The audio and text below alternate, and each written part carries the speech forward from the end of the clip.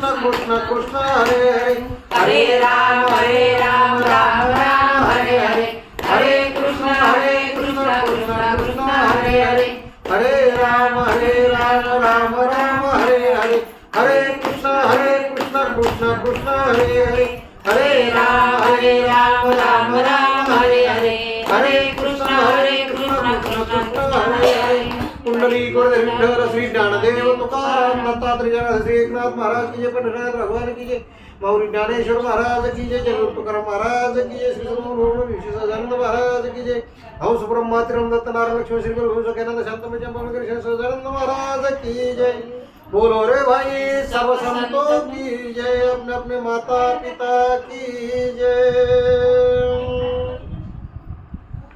हरि हरि श्री गणेशाय नमः श्री सरस्वते नमः ओम श्री गुरुभ्यो नमो नमः ओम श्री विष्णवे नमो नमः ओम श्री गरुडाय नमो नमः गरुड उवाच कथितं भवता सम्यक् दानमातुरकालिकं म्रियमानस्यत्कृत्य तदिदानीं वद प्रभो श्री भगवान् उवाच शृणुताक्ष प्रवक्ष्यामि देहत्यागस्य तद्विधिं मृतायेन विधानेन सद्गति यान्ति मानवा कर्मयोगा सदा देहि मुच्यत्रं निजं वपु तुलसी सन्निधौ कुर्यान् मंडलं गोमयेन तु तिलाच विक्रियार्थ दर्भाच विनिक्षिपित स्थापयदासने शुभ्रे शालग्रामशिला तदा गरुडजींनी भगवान विष्णूंना प्रश्न विचारावा आणि भगवान विष्णूने त्या प्रश्नाचं उत्तर द्यावं. गरुडजींनी प्रश्न केला, प्रभू आतुर काळाच्या दानाचा महिमा सांगितला, मात्र आता मनुष्याचा देहत्याग करण्याची वेळ आलेली आहे. त्या अंत्य समयाला काय केलं पाहिजे त्यावर भगवान विष्णू सांगतात, हे पहा देहत्यागाचा विधी सांगतो, नीट ध्यान देऊन ऐका. म्हणजेच तो विधी केल्यानं ज्यांनी इहलोकीची यात्रा सोडली अशा मनुष्याला सद्गती प्राप्त होते. त्याच्याकरता कर्मानुसार देहत्याग करत असताना मनुष्य अस्वस्थ होत असतो. म्हणून त्याला तुळशीच्या रोपाजवळ झोपवलं पाहिजे, किंवा तुळशीची रोप कुंडीमध्ये असेल तर राईट हँडला म्हणजे उजव्या हाताला, डाव्या हाताला त्या ठिकाणी खांद्याच्या जवळ त्या ठिकाणी चरणाच्या त्या दोनही बाजूला अशी तुळशीची रोप कुंडीमध्ये ठेवावी लागते. दुसरी गोष्ट, अर्थात ज्यांची देहत्याग करण्याची वेळ आली, शहरामध्ये वेगळं ग्रामीण भागात वेगळं. ग्रामीण भागामध्ये असणारी आपली भूमी आहे, वसुंधरा आहे, गावरान गाईच्या शेणानं सारवावी. त्याचबरोबर त्या ठिकाणी मंडल करावं. शहरामध्ये असेल तर फरशी, त्याच्यामुळं त्यावर गोमूत्र सिंचन करून पांढरं वस्त्र टाकून घोंगडी टाकावी, त्याच्यावर पुन्हा पांढऱ्या वस्त्राची घडी, त्याच्यावर तीळ पसरावे आणि त्याच्यावर देहत्याग करणाऱ्या व्यक्तीला ठेवलं पाहिजे. रामकृष्ण हरी प्रभू. म्हणून ते सांगतात की बाबा हे पहा, असणाऱ्या त्या घोंगडीवर तीळ पसरवले, तीळ पसरवल्यानंतर त्या ठिकाणी दर्भही अंथरतात, पांढरं वस्त्रही टाकलं, मात्र जवळच असणारं जे शालिग्राम आहे, शालिग्राम म्हणजे तुळशी वृंदावनातील गुलगुलीत गोटा, ज्याला आपण भगवान विष्णूचं प्रतीक म्हणतो, ते त्या ठिकाणी ठेवायचे. आणि ते ठेवून त्या ठिकाणी एका ताम्र धातूच्या पात्रामध्ये शालिग्रामचं पूजन करायचं. पंचामृताने त्या ठिकाणी स्नान घालायचे. पंचामृताने स्नान घातलेलं जे मनुष्य इहलोकीची यात्रा सोडते त्यांच्या मुखारविंदामध्ये ते पडलं पाहिजे. म्हणून ते सांगतात की बाबा तुळशीच्या जवळ देहत्याग करणाऱ्या मनुष्याला त्याचा फायदा काय, तर ते सांगतात पापे आणि दोष, त्याचबरोबर भीती नष्ट करण्याचं काम तुळशी वृंदावनामध्ये असणारा शालिग्रामही करतो. म्हणजे तुळशीच्या सन्निध जो व्यक्ती प्राणत्याग करतो त्या व्यक्तीला शास्त्र सांगतं निश्चितच मुक्ती प्राप्त होत असते. अर्थात जी कोणत्याही दानाने आपल्याला मिळत नाही ती तुळशीच्या रोपाजवळ प्राणत्याग केला की त्या मनुष्याला प्राप्त होत असते. म्हणून भगवान सांगतात की ज्यांच्या घराजवळ तुळशी वृंदावन आहे ते घर तीर्थासमान आहे, त्या घरातील माणसं भाग्यवान आहेत. त्याचबरोबर त्या ठिकाणी ते सांगतात की बाबा हे पहा, ज्या घरासमोर तुळशी वृंदावन आहे, घरामध्ये तुळशीची रोपं कुंडीमध्ये लावलेली आहेत, त्या ठिकाणी यमदूत प्रवेश करू शकत नाही. संतांचं प्रमाण आहे तर नाही का, जयाची द्वारी तुलसी वृंदावन, धन्य ते सदन वैष्णवांचे. हे तुळशी मळगळा, तुळशी मळगळा गोपी चंदन टिळा, हृदयी कळवळा वैष्णवांचा, तुळशी मळगळा गोपी चंदन टिळा. म्हणून ज्यांच्या घरासमोर तुळशी वृंदावन आहे त्या व्यक्तीने तुळशीचं पान प्राशन केलं, आपल्या गळ्यामध्ये मंजिरी तुळशीची माळ घातलेली आहे, प्राणत्याग करत नाही, त्यांच्याकडून कळत नकळत पाप घडली असेल तर यमदूत त्याला पाहू शकत नाही. म्हणून सांगतात की बाबा हे तीळ व दर्भ या आसनावर निजून त्यांच्या मुखामध्ये तुळशीचं पान घातलेलं आहे. अर्थात त्या मनुष्याला पुत्र प्राप्ती कन्या प्राप्ती जरी नसते, म्हणजे शास्त्र सांगते निपुत्रिक जरी असला तर तुळशी सन्निध प्राणत्याग करणाऱ्या व्यक्तीला शास्त्र सांगतंय विष्णू लोकाची प्राप्ती होत असते. अर्थात त्या ठिकाणी ते अजून सांगतायत की बाबा हे पहा, शंका घ्यायचं अजिबात कारण नाही. अर्थात तिळाचे प्रकार 3 आहे, काळ्या रंगाचे तीळ, भुऱ्या रंगाचे तीळ आणि पांढऱ्या रंगाचे तीळ. अर्थात त्या ठिकाणी दर्भ, त्याचबरोबर तुळस हेही पवित्र. म्हणून ते सांगतात की अधोगतीला निघालेल्या, अधोगतीकडे चाललेल्या मरणासन्न व्यक्तीला सुद्धा दुर्गतीपासून वाचवण्याची ताकद, किंबहुना त्यातून सुटका करण्याची ताकद यामध्ये आहे. कशामध्ये? काळे तीळ, पांढरे तीळ, भुऱ्या रंगाचे तीळ, तुळशीचं पत्र, तुळशीची पवित्र गळ्यामध्ये असणारी माळ, त्याचबरोबर दर्भाची काडी. दर्भा विद्वेताक्ष मम रोम समुद्भवा, आतस्तश स्पर्शना देवं स्वर्गं गच्छन्ति मानवः. कुशमूले स्थितो ब्रह्मा, कुशमध्ये जनार्दनः, कुशाग्रो शंकरो देवो श्रेय देवा कुशे स्थितः. आतकुशा बहिर्मंत्रं तुलसी विप्रधे नवः. नैत्य निर्मलता यंतीं क्रियमाना पुनः पुनः. दर्भा पिंडेषु निर्माल्य ब्रह्मवृंदाय संताय प्रेत भोजने. मंत्रागो तुलसी नीचे चितायां च हुताशनः. तुम्ही म्हणाल काळ्या रंगाचे, भुऱ्या रंगाचे, पांढऱ्या रंगाचे तीळ निर्मिती कुठून? त्याचं उत्तर असं आहे, भगवान विष्णूच्या घामापासून तिळाची निर्मिती झाली, म्हणून तीळ हे पवित्र आहे. म्हणून ते सांगतात की बाबा या तिळाच्या दानानं होतं काय? दैत्य, दानव आणि राक्षस या तिळामुळे ते नाश पावतात. त्याचबरोबर भगवान सांगतायत की बाबा हे दर्भाची उत्पत्ती माझ्या केसापासून झाली. म्हणूनच गरुडा या असणाऱ्या दर्भाच्या उत्पत्तीमुळे होतं काय? तर त्या दर्भाच्या काडीचा स्पर्श मानवांना झाला तरी त्यांना स्वर्गाची प्राप्ती होत असते. मग दर्भाच्या काडीमध्ये शास्त्र सांगतं त्रयदेवतेचं वास्तव्य, ब्रह्मा, विष्णू आणि महेश. एक अग्रभागी, एक मध्यभागी आणि एक बुडाला. म्हणजे दर्भाच्या मुळामध्ये ब्रह्मदेव, मध्यभागी विष्णू आणि अग्रभागी भगवान शंकर आहे, शिवजी आहे. म्हणून दर्भ, अग्नी, मंत्र, तुळस, ब्रह्मवृंद, संतवृंद, महाराज वृंद, गाय यांनी कितीही वेळा त्या ठिकाणी कार्य केलं म्हणजे सुतकाचं त्या ठिकाणी केलेले विधीचं. अर्थात त्यांना त्या ठिकाणी बाकी काहीच होत नाही. म्हणून ते सांगतात की बाबा हे वरील नियमाला अपवादही आहेत.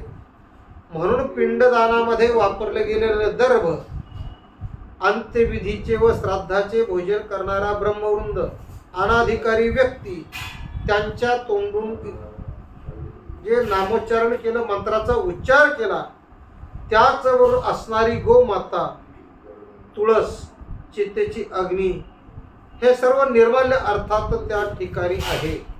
म्हणून सांगतात की बाबा हे पहा, गोमयन परित्यक्ती उदर्वाचरण संस्कृते भूतुले ह्या परम पुर्यादंतरिक्ष ज्योर्येत ब्रह्मा विष्णुश्च रुद्रश्च सर्वे देवा हुताशनः मंडलो परितिष्ठन्ति तस्मात् पूर्वीत मंडलम सर्वत्र वसुधा पूता लेपो यत्र न विद्यते यत्र लेपकृत सत्र पुनर्लेप न शुद्ध्यति राक्षसस्य पिशाचाश्च भूता प्रेता यमानुगः आलिक्त देश खट्वायामांतरिक्ष विशति च आतोऽग्निहोत्र श्राद्धञ्च ब्रह्मभोज्यं सुरार्चनं मंडलेन विना भूम्या मातुरं नैव कारेत् लिप्त भूम्यावत कृत्वा स्वर्णरत्नमुखे क्षिपेत् विष्णोपादगन्धाद्य शालग्राम स्वरूपिणा शालग्रामशिला तोयं पिबेत् बिन्दुमात्रकं स सर्व पाप निर्मुक्तो वैकुंठं भुवनं व्रजेत्.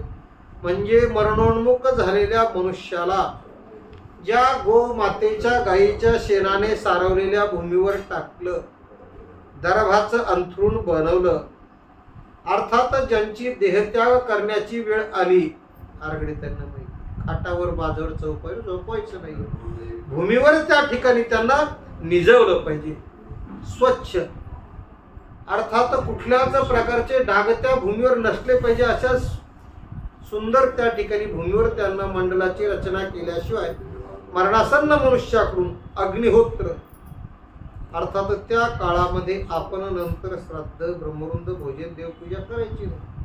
असो, आतुर मनुष्य त्या ठिकाणी सारवलेल्या जागेवर निजवला, मात्र त्यांच्या मुखार विंदामध्ये सुवर्णाचा मणी घातला जातो, सोन्याचा मणी घातला जातो. त्याचबरोबर त्या ठिकाणी रत्नही ठेवतात. शालिग्रामचं तीर्थ पाजव का, ते विष्णूचं पादोदक आहे, म्हणजेच भगवान विष्णूचं चरणामृत आहे.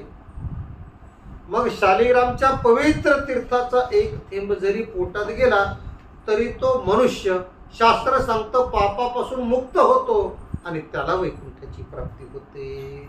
आणि त्याच्याकरता मरणासन्न मनुष्याला गंगाजल अवश्य पाजलं पाहिजे. वाणीने जवळ बसलेल्या मनुष्याने उच्चारण करणं गव्हाचे, म्हणता गंगा गंगा सकल पापे जाती भंगा, म्हणून ते उच्चारण करावं का. अनेक महापाप नष्ट करण्याची ताकद त्यामध्ये आहे. तीर्थाच्या स्नानाचं, क्षेत्रदानाच्या पुण्याचं त्या ठिकाणी पुण्य लाभत असतं. शरीर पवित्र करणारे चांद्रायण व्रत किती वेळा, 1000 वेळा. नित्य गंगाजल पिणारा, दोन्ही प्यारलं समांतर सारखेच आहे. म्हणून ते सांगतात की गरुडा हे पहा, अर्थात त्या ठिकाणी कापसाच्या ढिगाला आपल्याला माहिती अग्नीचा स्पर्श झाला किंवा गवताच्या गंजीला अग्नीचा स्पर्श झाला की धडधडा पेटल्याशिवाय राहत नाही. त्याचप्रमाणे ते सांगतायत की बाबा जळून त्या ठिकाणी ढिगाची राख होते, तशीच गंगाजलाचं त्या ठिकाणी प्राशन केल्याने मनुष्याची अनेक पापे जळून जातात. म्हणून माऊली ज्ञानोबरांना हरिपाठामध्ये वर्णन करावं लागलं. माहीत हरिपाठामध्ये काय वर्णन केलं, तृण अग्नी मेळे समरस झाले, तैसे नामे केले जपता हरी. भगवंताचं नामचिंतन केलं की अनेक पापाच्या राशी नष्ट होतात. म्हणून सूर्यकिरणाने तप्त झालेलं गंगाजल त्या ठिकाणी जो पितो, अर्थात सर्व योनीत चुकून त्याला विष्णू लोकाची प्राप्ती होत असते. अर्थात गंगाजलाचा स्पर्श जरी झाला, वैशिष्ट्य महाराज, किंवा गंगे गंगे हा उच्चार जरी वाळणे केला तरी पावन होतो. शेकडो हजारो अपवित्र त्या ठिकाणी पातकी जीवांना पवित्र करण्याची ताकद या गंगाजलामध्ये आहे. संसार सागरातून पहिलं तीराला सुखरूप करता त्या मनुष्याला गंगाजल पाजलं पाहिजे. गंगा गंगेत या ब्रुयात प्राणे कंठे गतिरपी. अर्थात ते सांगतायत की कंठापर्यंत प्राण आला आणि त्यावेळेस जरी मनुष्याने गंगेचं नाव घेतलं तरी तो मृत्यूनंतर विष्णू लोकात जात असतो. त्याचबरोबर ते सांगतात की ही नामाची महती. म्हणून त्या ठिकाणी ते सांगतात की बाबा हे पहा, पुन्हा या मृत्यूभूमीवर येण्या जाण्याचा विषयच राहत नाही, तेही जमलं नाही. नामोच्चारण वाणी साध्यत नाही, बंद पडते अंतःकरणाला. म्हणून त्यावेळेस ते सांगतात की जे त्यांच्या जवळ आहे, अर्थात त्यांनीही नामचिंतन केलं तरी त्या ठिकाणी त्याचं फळ त्या मनुष्याला श्रेष्ठ गतीलाच प्राप्त करत असतं. म्हणून गंगेचं ध्यान करून तिला प्रणाम करावा. ज्यांचा देहत्याग करण्याची वेळ आली त्यांना गंगाजल पाजावं. अर्थात शक्य होईल तेवढे श्रीमद भागवताचं चिंतन त्या काळात घडलं पाहिजे. का? मोक्षदायिनी असणार ते व्रत आहे. अर्थात भागवताचा एक श्लोक, अर्धा श्लोक किंवा एक चतुर्थांश श्लोक जरी त्या ठिकाणी कानावर पडला तरी त्यांचा उद्धार होतो. म्हणजेच अंतकाळी तो शब्द जरी उच्चारला गेला तरी शास्त्र सांगते त्या मनुष्याला ब्रह्मलोकाची प्राप्ती होते आणि पुन्हा या जन्मवृत्तीच्या फेऱ्यात अडकण्याचा विषय संपून जातो, जन्मालाच यायचं नाही. म्हणजेच अंतकाळी असणारे ब्राह्मण, क्षत्रिय, वैश्य, शूद्र हे जे 4 वर्ण आहेत, अर्थात यांनी वेदाचं, उपनिषदाचं यांचं पाठ केलं, भगवान शंकराची, भगवान विष्णूची स्तुती केली तर ती मोक्षदायी ठरते. म्हणून मरणासन्न मनुष्याने अंतकाळाला, त्यांना जी मरणासन्न व्यक्ती झाली त्यांना खाण्यापिण्याचा आग्रह अजिबात करायचा नाही. अर्थात शास्त्र सांगतं ते अन्न आणि पाणी वर्ज्य करा, म्हणजेच आतुर संन्यास घ्यावा. आणि त्याच्याकरता प्राण कंठाशी आला आणि एखाद्या व्यक्तीने म्हटलं मी संन्यासी झाला ना मुक्त महाराज, काय लागतं त्याला? म्हणजेच ज्याने अंतकाळाला म्हटलं मी संन्यासी आहे, तो त्या ठिकाणी त्यांनी सांगितलं काय? विष्णू लोकातच जाईल. म्हणून भगवान सांगतात की गरुडा, अशा प्रकारे धार्मिक मनुष्याने अंतकालिक कृत्य असणारे विधीनुसार केलं. त्याचबरोबर त्या ठिकाणी जे पुण्यवंत आहेत त्यांचे प्राण जाण्याकरता इथून वरची छिद्रे, नासिका असतील, मुखारविंद असेल, नेत्र असेल, कर्णद्वार असतील, रामनामे लागली टाळी कोण देहाती सांभाळी ब्रह्मरंध्रामधून देहत्याग होतो. मात्र त्या ठिकाणी फक्त योग्याचा प्राणच त्या ठिकाणी आपल्या माथ्यावर असणाऱ्या टाळूमधून बाहेर पडतो. अर्थात त्या ठिकाणी त्यांना सांगायचं की हा देहामध्ये असणारा आत्मा सूक्ष्म रूपामध्ये कुणी पाहिला नाही, डॉक्टरांनी ऑपरेशन केलं तरी त्यांना त्याचा शोध लागला नाही. आणि असणारा जो हा आत्मा आहे या शरीरातून बाहेर जातो. म्हणून चिंतन मांडले, येण्या जाण्याला नसे याच्या वेळ, कधीतरी वाऱ्यावानी जायाचा कसा, खेळ बनविला मायेचा. म्हणून त्या देहातून तो आत्मा त्या ठिकाणी देहरूपी कुडीला सोडतो आणि निघून जातो. अर्थात निघून जातो म्हणजे त्या ठिकाणी देहरूपी पुतळ्यातून तो निघालेला खऱ्या अर्थाने 13व्यापर्यंत इथंच भ्रमंती करत असतो. म्हणून प्राणेश्वर बाहेर पडल्यानंतर काळाने शरीर काय होतं? ताब्यात घेतलं जातं. म्हणजेच ज्या शरीरामध्ये चैतन्य होतं, चैतन्य जडतागतः, या चैतन्य शरीराला त्या ठिकाणी जडत्व प्राप्त होतं आणि ते धाड दिशी जमिनीवर कोसळतं. का? त्याच्यामध्ये आत्माराम राहिला नाही. त्या शरीरामधून त्याने त्या ठिकाणी बाहेर उडी टाकली, नाही का? गाडीच्या ड्रायव्हरने उडी टाकली की गाडी कुठं खड्ड्यात जाईल सांगता येत नाही. तसं या शरीरूपी गाडीचा ड्रायव्हर भगवंत आहे. भगवंताने या रथावरून उडी टाकली की हा शरीरूपी रथ वड्याच्या कडला पत्र्याच्या शेडमध्ये येड्या बावळीच्या सरपणात जाण्यात होता, नाही का? कितीही सौंदर्य प्रसाधनं वापरली, काय केलं, मात्र शेवटची जागा तिथलीच होती. म्हणून ते सांगतात की बाबा हे पहा, अर्थात निर्जीव शरीर इतर लोकांना किळसवानं वाटतं, अस्पृश्य वाटतं, घाणेरडं वाटतं, निंदेस पात्र होतं. अशा प्रकारे असणारं ते शेवटी दुर्गंधीयुक्त होतं. म्हणजे शरीराच्या अवस्था काय होतात त्या आपल्याला माहिती. रोडवर अपघात झाला, एखाद्या वाहनाने म्हैसीला धडक दिली, अर्थात पांढरीच्या पुलावरचा घाट असो किंवा कोणताही घाट असो, घाटामध्ये बायचान्स त्या ट्रक मधून एकावर एक आदळल्या त्या ठिकाणी मृत्यू पावल्या तर तिथंच टाकून दिल्या जातात आणि त्या टाकल्यानंतर त्या ठिकाणी दुर्गंधी निर्माण होती, जाताना नाक दाबून जावं लागतं. काही कालांतराने त्याला किडे पडतात. तसंच ह्या जीवाचं आहे. म्हणून या जीवाला त्या ठिकाणी शेवटचं कार्य काय करावं लागतो तर अग्निडाग द्यावा लागतो. म्हणून ते सांगतात की बाबा हे पृथ्वी लिहिते पृथ्वी आपचे तथा तेले, तेजस तेजस लिहिते समीरस्तु समीरणे, आकाशचे तथा आकाशे सर्वव्यापीचे शंकरा, नित्यमुक्तो जगत साक्षी आत्मदेहेश्वजो मरा, सर्वेंद्रिययुक्त जीव शब्दादि विषय वृत्ता, कामरागादिभिर्युक्त कर्मकोश समन्विता, पुण्यवासनमया युक्तो निर्मिते स्वेन कर्मणा, सप्तविषण्य देहे गृहे दग्धे यथा गृही. शरीराच्या अवस्था सांगितले त्यांनी.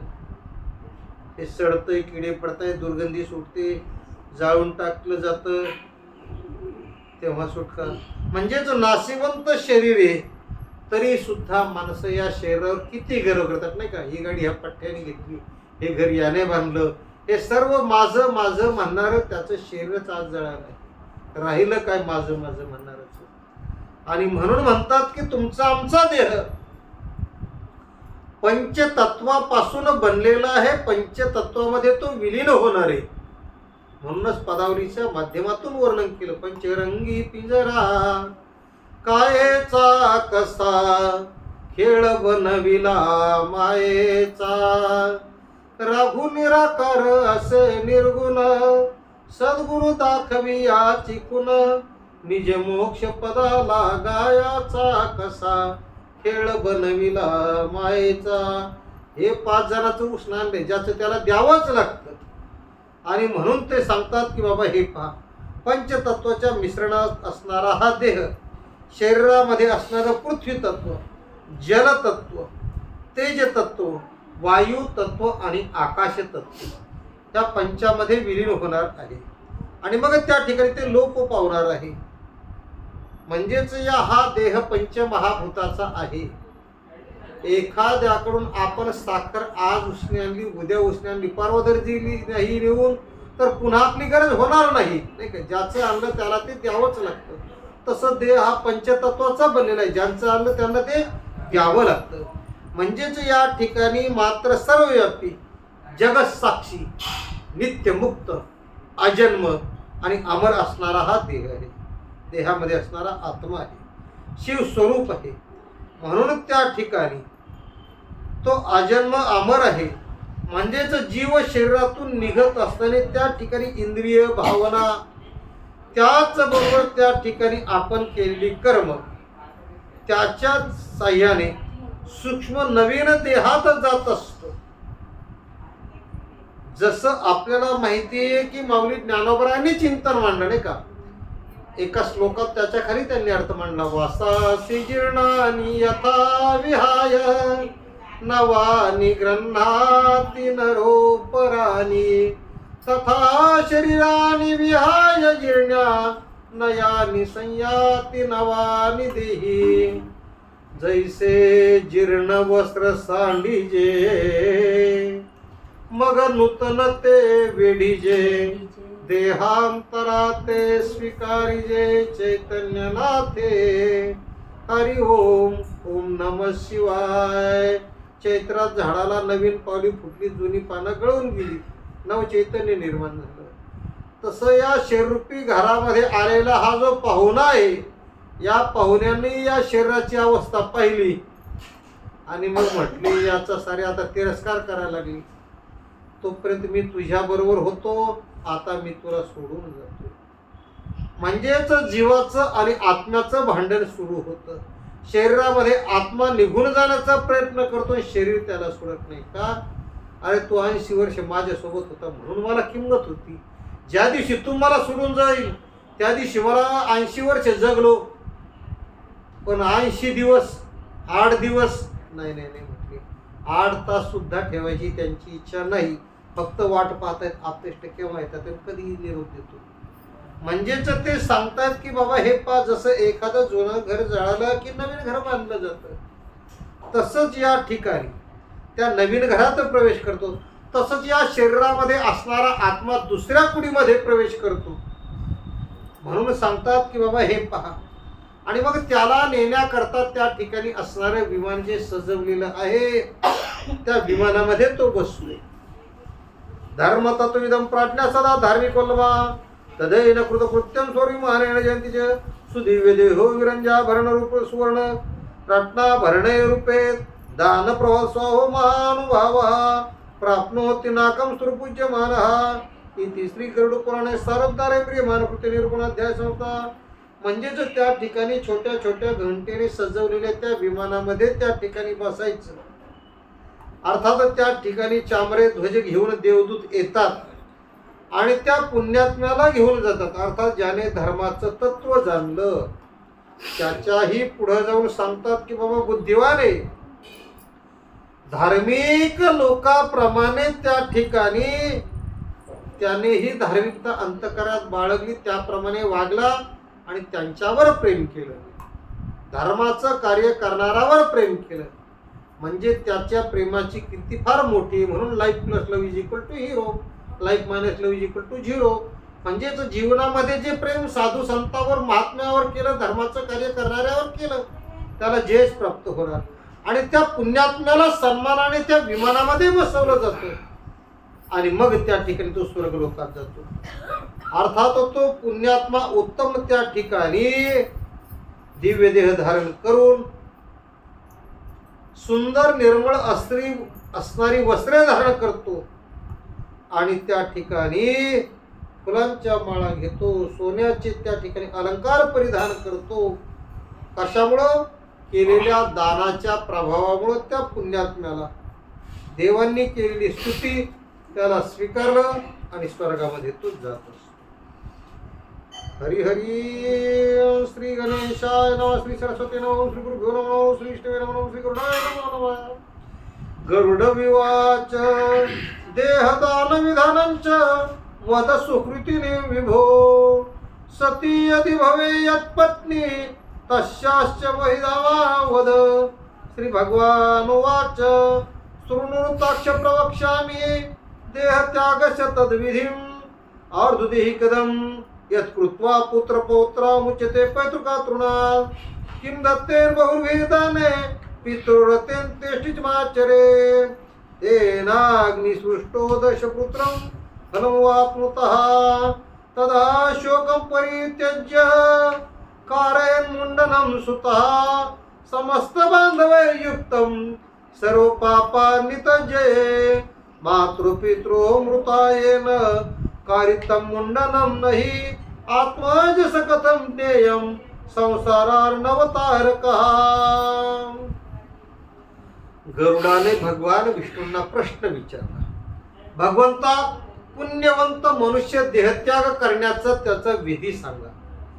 त्याचबरोबर त्या ठिकाणी ते विधीचं महत्व सांगत असताना पूर्वीचा काळ होता, सती जाण्याची पद्धत होती. अर्थात मात्र काळ बदलला, त्याच्यानंतर त्या ठिकाणी असणारं करावयाचं कर्म सांगते. भगवान सांगतात की गरुडा एक अंत्यविधीचा सविस्तर त्या ठिकाणी सांगतो. जो विधी केल्याने ज्या व्यक्तीने इहलोकीची यात्रा सोडली त्यांचे पुत्ररत्न त्याचबरोबर नातू वगैरे असणाऱ्या त्या पितृणातून मुक्त होत असतात. अनेक दाने देण्यापेक्षा आपल्या मायबापांचा अंत्यविधी नीटनेटका करावा. अग्निष्टोम यज्ञ केल्याचं त्याला फळ मिळत असतं. म्हणजेच आपले मायबाप मरण पावल्यानंतर पुत्राने दुःखाला आवर घालावा, अर्थात मुंडन करावं लागतं. बांधवा सर्वांनी त्या ठिकाणी पापनाश करावा. म्हणून त्या ठिकाणी काय करायचं? अर्थात आपल्याला जन्म देणारी जननी, जन्माला घालणारा जनक म्हणजे मायबाप यांच्या निधनानंतर जो मुंडन करत नाही, शास्त्र म्हणतं त्याला पुत्र म्हणता येत नाही. कसं म्हणावं? अर्थात त्याने नखे काखा वगळून दाढी मिशा डोक्यावरचे केस काढून टाकावे. सर्वांनी स्नान करावे आणि धूत वस्त्र नवीन परिधान करावे. त्याचबरोबर त्या ठिकाणी ताजं पाणी घालून आंघोळ घालायची. चंदन वगैरेचा लेप, गंगेच्या काठी त्या ठिकाणी मातीचा लेप, फुलांच्या माळा सजवाव्या. त्याचे पुढे जाऊन त्या ठिकाणी ज्यांनी इहलोकीची यात्रा सोडली त्यांच्या अंत्यसमयाला तर नवीन वस्त्र धारण त्यांना घातलंच म्हणणार. मात्र त्या ठिकाणी उपरणे उजव्या खांद्यावरून डाव्या कुशीकडे घेऊन पिंड ठेवा. तो पिंड जर मृत्यू झाला त्या व्यक्तीला, म्हणजे मृत झालेल्या व्यक्तीच्या त्या ठिकाणी तो पिंड जर ठेवला गेला तर त्यामुळं स्थापन आणि स्थानाग्नी अधिष्ठात्री देवता संतुष्ट होतात. त्याच्या करता पिंडदानाचा विधी आहे. अर्थात घरातील सुना वगैरे स्त्रियांनी त्या ठिकाणी प्रदक्षिणा करावून पूजा करावी. नंतर पुत्राने त्या ठिकाणी असणारा तो विधी करत असताना निरडी तर खांद्यावर बांधवांनी पुत्ररत्नांनी घ्यावीच घ्यावी.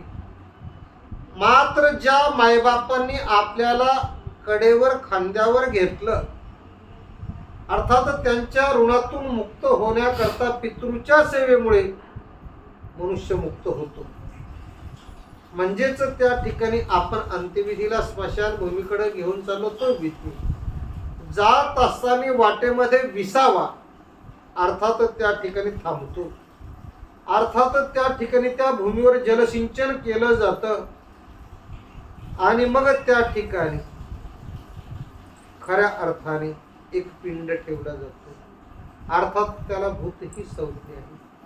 पिंडदानामुळे त्या ठिकाणी रस्त्यातील वातावरणातील पिशाचे यक्ष राक्षस मांस भक्षक आत्मे त्या प्रेतापाशी घिरट्या घालत असतात आणि अपवित्र त्या ठिकाणी ते करू शकत नाही. म्हणून स्मशानात पोहोचल्यानंतर ईस्ट वेस्ट नॉर्थ साऊथ म्हणजे पूर्व पश्चिम दक्षिण उत्तर जिना त्यापैकी उत्तर दिशेला डोके ठेवून चित्ता रचना सांगायची आणि ती जागा पाहिजे. अर्थात ती जागा सुद्धा गोमूत्राने त्या ठिकाणी जलाने सिंचन करावी. त्या ठिकाणी सुद्धा ओंकार त्या ठिकाणी रांगोळीचा काढला जातो, स्वस्तिक काढलं जातं. सौभाग्यवती स्त्री जर गेली तर हळदी कुंकवाचं ते ओंकार वगैरे स्वस्तिक काढलं जातं. त्याचबरोबर त्या ठिकाणी जो ओटा आहे त्या ठिकाणी दर्भाच्या काड्या ठेवल्या जातात. यथाशक्ती त्या ठिकाणी अग्नी पेटवत असताना, अर्थात अग्नीचे नाव क्रव्याद असं म्हटलं जातं.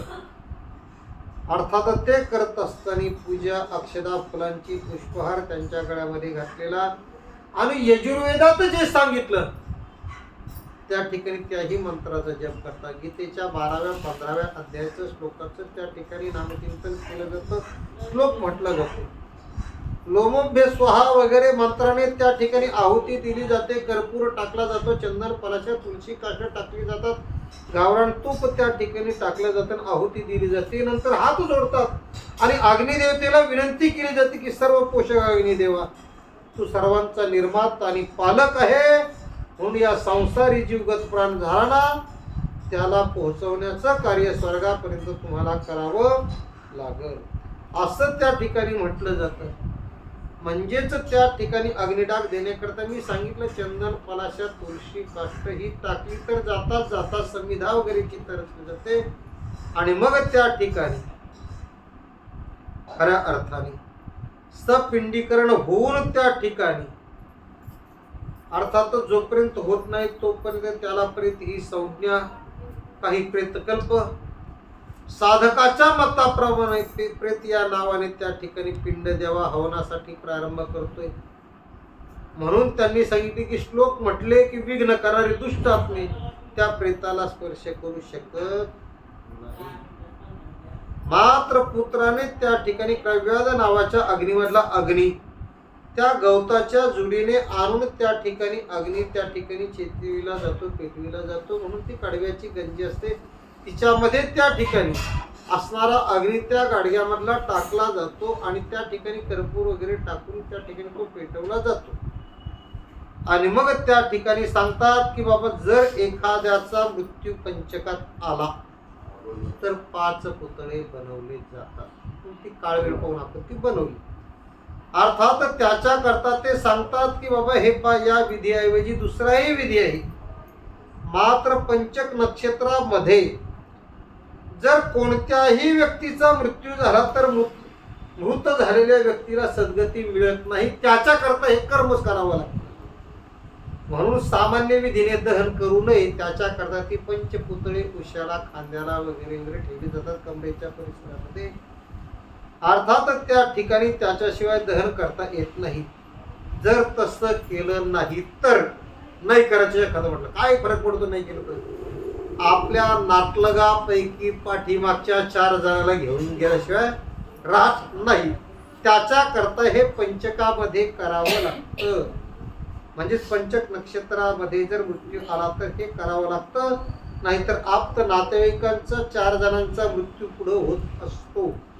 त्याच्या करता धनिष्ठा नक्षत्राचा 3रा आणि 4था जो चरण आहे, शास्त्र सांगतंय बाबा, शततारका, पूर्वा भाद्रपदा, उत्तरा भाद्रपदा आणि रेवती यांचे प्रत्येक 4 चरण आणि यांनाच पंचक म्हणतात.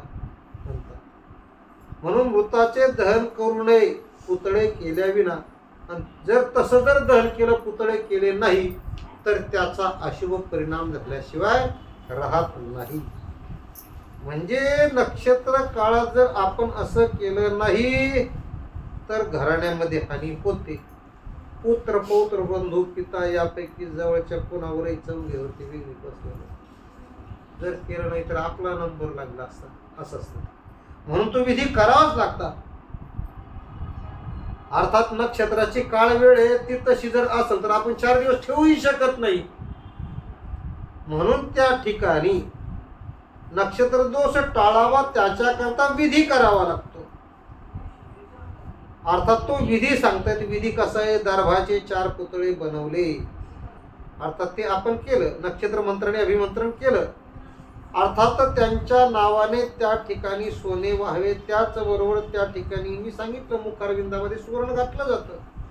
आणि मग यजुर्वेदामध्ये, ऋग्वेदामध्ये, सामवेद ही जी 4 वेद आहेत, ऋग्वेद, यजुर्वेद, अथर्ववेद आणि सामवेद, त्याच्यापैकी ऋग्वेदात आणि यजुर्वेदामध्ये सांगितलं की बाबा हे पहा, नक्षत्र मंत्र मनात किंवा उघड म्हणावा आणि त्याचा होम करावा. काय प्रेतो जयतनर इंद्रो दशर्मम यच्छतु, हा मंत्र त्या ठिकाणी जप करावा लागतो आणि त्यांना अग्निदान द्यावा लागतो. म्हणून सांगतात की त्या प्रेताच्या पुतळ्यासोबत दहन करावं. पुढे दिवस कार्य सपिंडी शास्त्रोक्त शांती त्या ठिकाणी करावी. शांतीमध्ये त्या ठिकाणी तीळ भरलेलं भांड, सुवर्ण अर्थात तुपाने भरलेलं त्या ठिकाणी पूर्वीच्या काळी त्रेतायुगामध्ये काशाचं भांड, कशाला कळलं आपल्याला, ते आपल्या पूर्वजांना कळायचं. म्हणून त्या काशाच्या भांड्यासह दार करायचे. शांती विधान करून दहन केलं जातं. विघ्न टाळतायत. आणि ज्यांनी एलोकीची यात्रा सोडली त्यांना सद्गती प्राप्त होण्याकरता मार्ग मोकळा होत असतो. आणि म्हणून ते सांगतात की बाबा हे पहा, अर्थात हा विधी अत्यंत महत्वाचा आहे. त्याच्याकरता फुलांची शय्या अंथरली किंवा अंगावर त्या ठिकाणी पुष्पहार घातला, डोकं मांडीवर टेकवलं, घरामध्ये आपण बसलो, तदनंतरचे हे वेगवेगळे विधी शास्त्रामध्ये सांगितलेले. अर्थात ते विधी सांगता सांगता ते पुढं निघतायत आणि पुढं जाता जाता तिळासहित तुपाची आहुती दिली. तिळही टाकले होते, आहुती दिली. मात्र त्या ठिकाणी दुःख मोकळेपणे रडून व्यक्त करावं, त्यामुळे त्या जीवाला सुख मिळतं. अर्थात त्याच्याकरता ठराविक कालावधी येईल. जरी आपण जर कायमच रडत राहिलो तर त्यांना त्या ठिकाणी अश्रुपित त्या ठिकाणी त्या मार्गाने दुःख भोगत जावं लागतं. म्हणून सांगतात की तिथून घरी आलो आपण, घरी आल्यानंतर गोमातेला ग्रास दिला पाहिजे. त्याचबरोबर त्या ठिकाणी आपल्या गृही अन्न शिजवायचं नाही. आपतेष्ट डबे त्याच्याकरता आणून देतात. म्हणून अन्न पात्रावळीवर घेऊन खावं. ज्या ठिकाणी देहत्याग झाला त्या जागेवर गोमूत्र सिंचून त्या ठिकाणी दक्षिणाभिमुख असणारा तेलाचा दिवा सतत ठेवत ठेवायचा आहे. तो दिवा किती दिवस असावा? 12 दिवसापर्यंत त्याचा विधी सांगितला. 12 दिवसापर्यंत तो दिवा तेवत ठेवला पाहिजे. विझू देता कामा नये, सततपर असावं. मग सांगतायत की बाबा हे पहा, 3 दिवसापर्यंत सूर्यास्त झाल्यानंतर त्या ठिकाणी खऱ्या अर्थाने सावडण्याची विधी काही भागात तिसऱ्या दिवशी करते, काही भागात दुसऱ्या दिवशी करते. म्हणून त्यावेळेस त्या ठिकाणी त्यांनी सांगितलं की ते सुगडे छोटे छोटे जे रोटके आहेत त्याच्यामध्ये दूध वगैरे, चहा वगैरे, गोमूत्र वगैरे हे टाकून वाडाचं पान त्याच्या खाली ठेवले. त्या पानावर खऱ्या अर्थाने शेणाचे त्या ठिकाणी गोळा ठेवला. त्याच्यावर त्या ठिकाणी ते ठेवलं. त्याच्यावर भाजलेले 3 चाणके ठेवले. आपण तोही विधी केला. अर्थात त्या ठिकाणी ते सांगतात की कच्च्या मातीची असली पाहिजे, म्हणजे कुंभाराकडून निर्माण केलेली. काय म्हणते आम्ही स्टीलची वापरू नाही चालत. म्हणून ते सांगतात की बाबा हे पहा, ज्यांनी इहलोकीची यात्रा सोडली, अग्निहोत्री जरी झाला असला नसला, म्हणजे काही ठिकाणी दुसऱ्या दिवशी, काही ठिकाणी तिसऱ्या दिवशी, काही ठिकाणी चौथ्या दिवशी अस्थी गोळा केल्या जातात आणि मग त्या ठिकाणी ते गोळा केलेल्या अस्थी त्या ठिकाणावरून उचललेल्या आपण गंगेमध्ये टाकतो. मातृगया पितृगया बिहारला घेऊन जातो. कुणी असणाऱ्या आपल्याजवळ पवित्र नदीमध्ये टाकतात, कुणी आपल्या नाथसागर जलाशयामध्ये जातात, अर्थात पैठणला जातात, कुणी आपल्या रामकुंडामध्ये नाशिकला जातात. जे जे जवळ तीर्थक्षेत्र असेल जिथून ती नदी वाहते पवित्र, त्या ठिकाणी घेऊन जातात. अर्थातच त्या ठिकाणी ते करत असतात. अर्थातच ते सांगतात की बाबा दक्षिणेकडे तोंड करून बसावं, विटाचं त्या ठिकाणी त्रिकोणी मंडल बनवावं, पिंड द्यावं, चितेचे राखीचा ढीक केला, त्यावरती अर्थात पाण्याने भरल्या मातीच्या घडानं झाकता ठेवलं. अनेक भागात वेगळी विधी केले जातात. म्हणून ते सांगतात की बाबा हे पहा, ती हाडे आपण आपल्या हाताने ओंजळीत घेतली, हृदयाला लावली आणि डोक्यावर घेऊन नमस्कार केला आणि ती हाडे नेऊन गंगेमध्ये सोडली. त्याचबरोबर त्या घाटामध्ये ठेवली आणि मात्र त्यांना सद्गती प्राप्त होण्याकरता काय काय करावं लागेल तर म्हटले हे पहा, ती हाडं गंगेमध्ये त्या ठिकाणी आपल्याला त्या अस्थीचं विसर्जन करायचे. ते विसर्जन करत असताना आवळ्याचा रस त्यामध्ये जर टाकला आणि ती असणारी अस्थी त्या घाटामधून आपण गंगेमध्ये सोडणाऱ्या दशक्रिया विधी उरकला माय बाप हो, त्यावेळेस त्या ठिकाणी सर्वांनी त्या घाटाला हात स्पर्श करावा. पुत्ररत्नाला पुत्ररत्न कन्यारत्न असेल तर विशेष अधिकाराने प्राप्त करून घ्यावं आणि इतरांनीही त्या घाटाला हात लावून असणाऱ्या आपल्या संप्रदायातला मंत्र, वेगवेगळ्या संप्रदायातले वेगवेगळे असतील, सारे एकाच संप्रदायाकडे गेले नसतील. कोणी वारकरी असेल, कोणी आनंद संप्रदाय असेल, कोणी चैतन्य संप्रदाय असेल, कोणी स्वरूप संप्रदाय असेल. ज्या ज्या गुरुकडून ज्यांनी ज्यांनी मंत्र घेतला तो मंत्र अंतर्यामी जप करून त्या घटाला हात लावायचा आणि शेवटी त्या ठिकाणी अस्थी असलेला आवळा त्या ठिकाणी रस मिश्रित केलेला तो घट नदीमध्ये सोडत असताना भगवंताचं भजन करायचं. पुंडलिक वरधरी विठ्ठल श्री ज्ञानदेव तुकाराम, भगवंताचं नामचिंतन करत तो अस्थी कलश त्या ठिकाणी गंगेमध्ये विसर्जित केला पाहिजे. त्याचबरोबर त्या ठिकाणी ते सांगतायत की बाबा हे पहा, दशगात्राचा विधी करता करता तो केल्याचं फळ काय तर आपल्या वडिलांच्या ऋणातून मुक्त होता येतं. त्याच्याकरता दशगात्र विधी. पुत्र विरहाच्या दुःखाला आवर घालावा, सात्विक वृत्ती धारण करायची आणि खंबीर व्हायचं. आता रडायचं नाही, आता आपल्याला लढायचं जबाबदारी आपल्यावर पडलेली. म्हणून मग त्या ठिकाणी पित्यासाठी पिंड द्यायचं, रडायचं नाही, आसवे ढाळायचे नाही. कारण असं झाले तर मी सांगितलं त्यांना असुर व कपस त्या ठिकाणी प्राशन करावा लागतो, प्यायण्यास भाग पडतात. म्हणून निष्फळ अर्थात विलाप करू नये. त्याचं कारण असं आहे की मृत व्यक्तीसाठी जर रात्रदिवस 1000 वर्ष रडत राहिलो तर ती व्यक्ती त्याच रूपात त्याच देहात आपल्याला पुन्हा दिसणं तर शक्य नाहीच. म्हणून जो जीव जन्माला येतो त्याचा मृत्यू अटळ आहे, ज्याचा वाढदिवस होतो त्याचा बुडदिवस अटळ आहे ना. म्हणून ते सांगतात की बाबा हे पहा, अर्थात त्याच्याकरता त्या ठिकाणी नवीन देह धारण करावा, नवीन रूपात जावं, जन्म मिळणे हे देखील आपलं पूर्वजन्माचं भाग्य.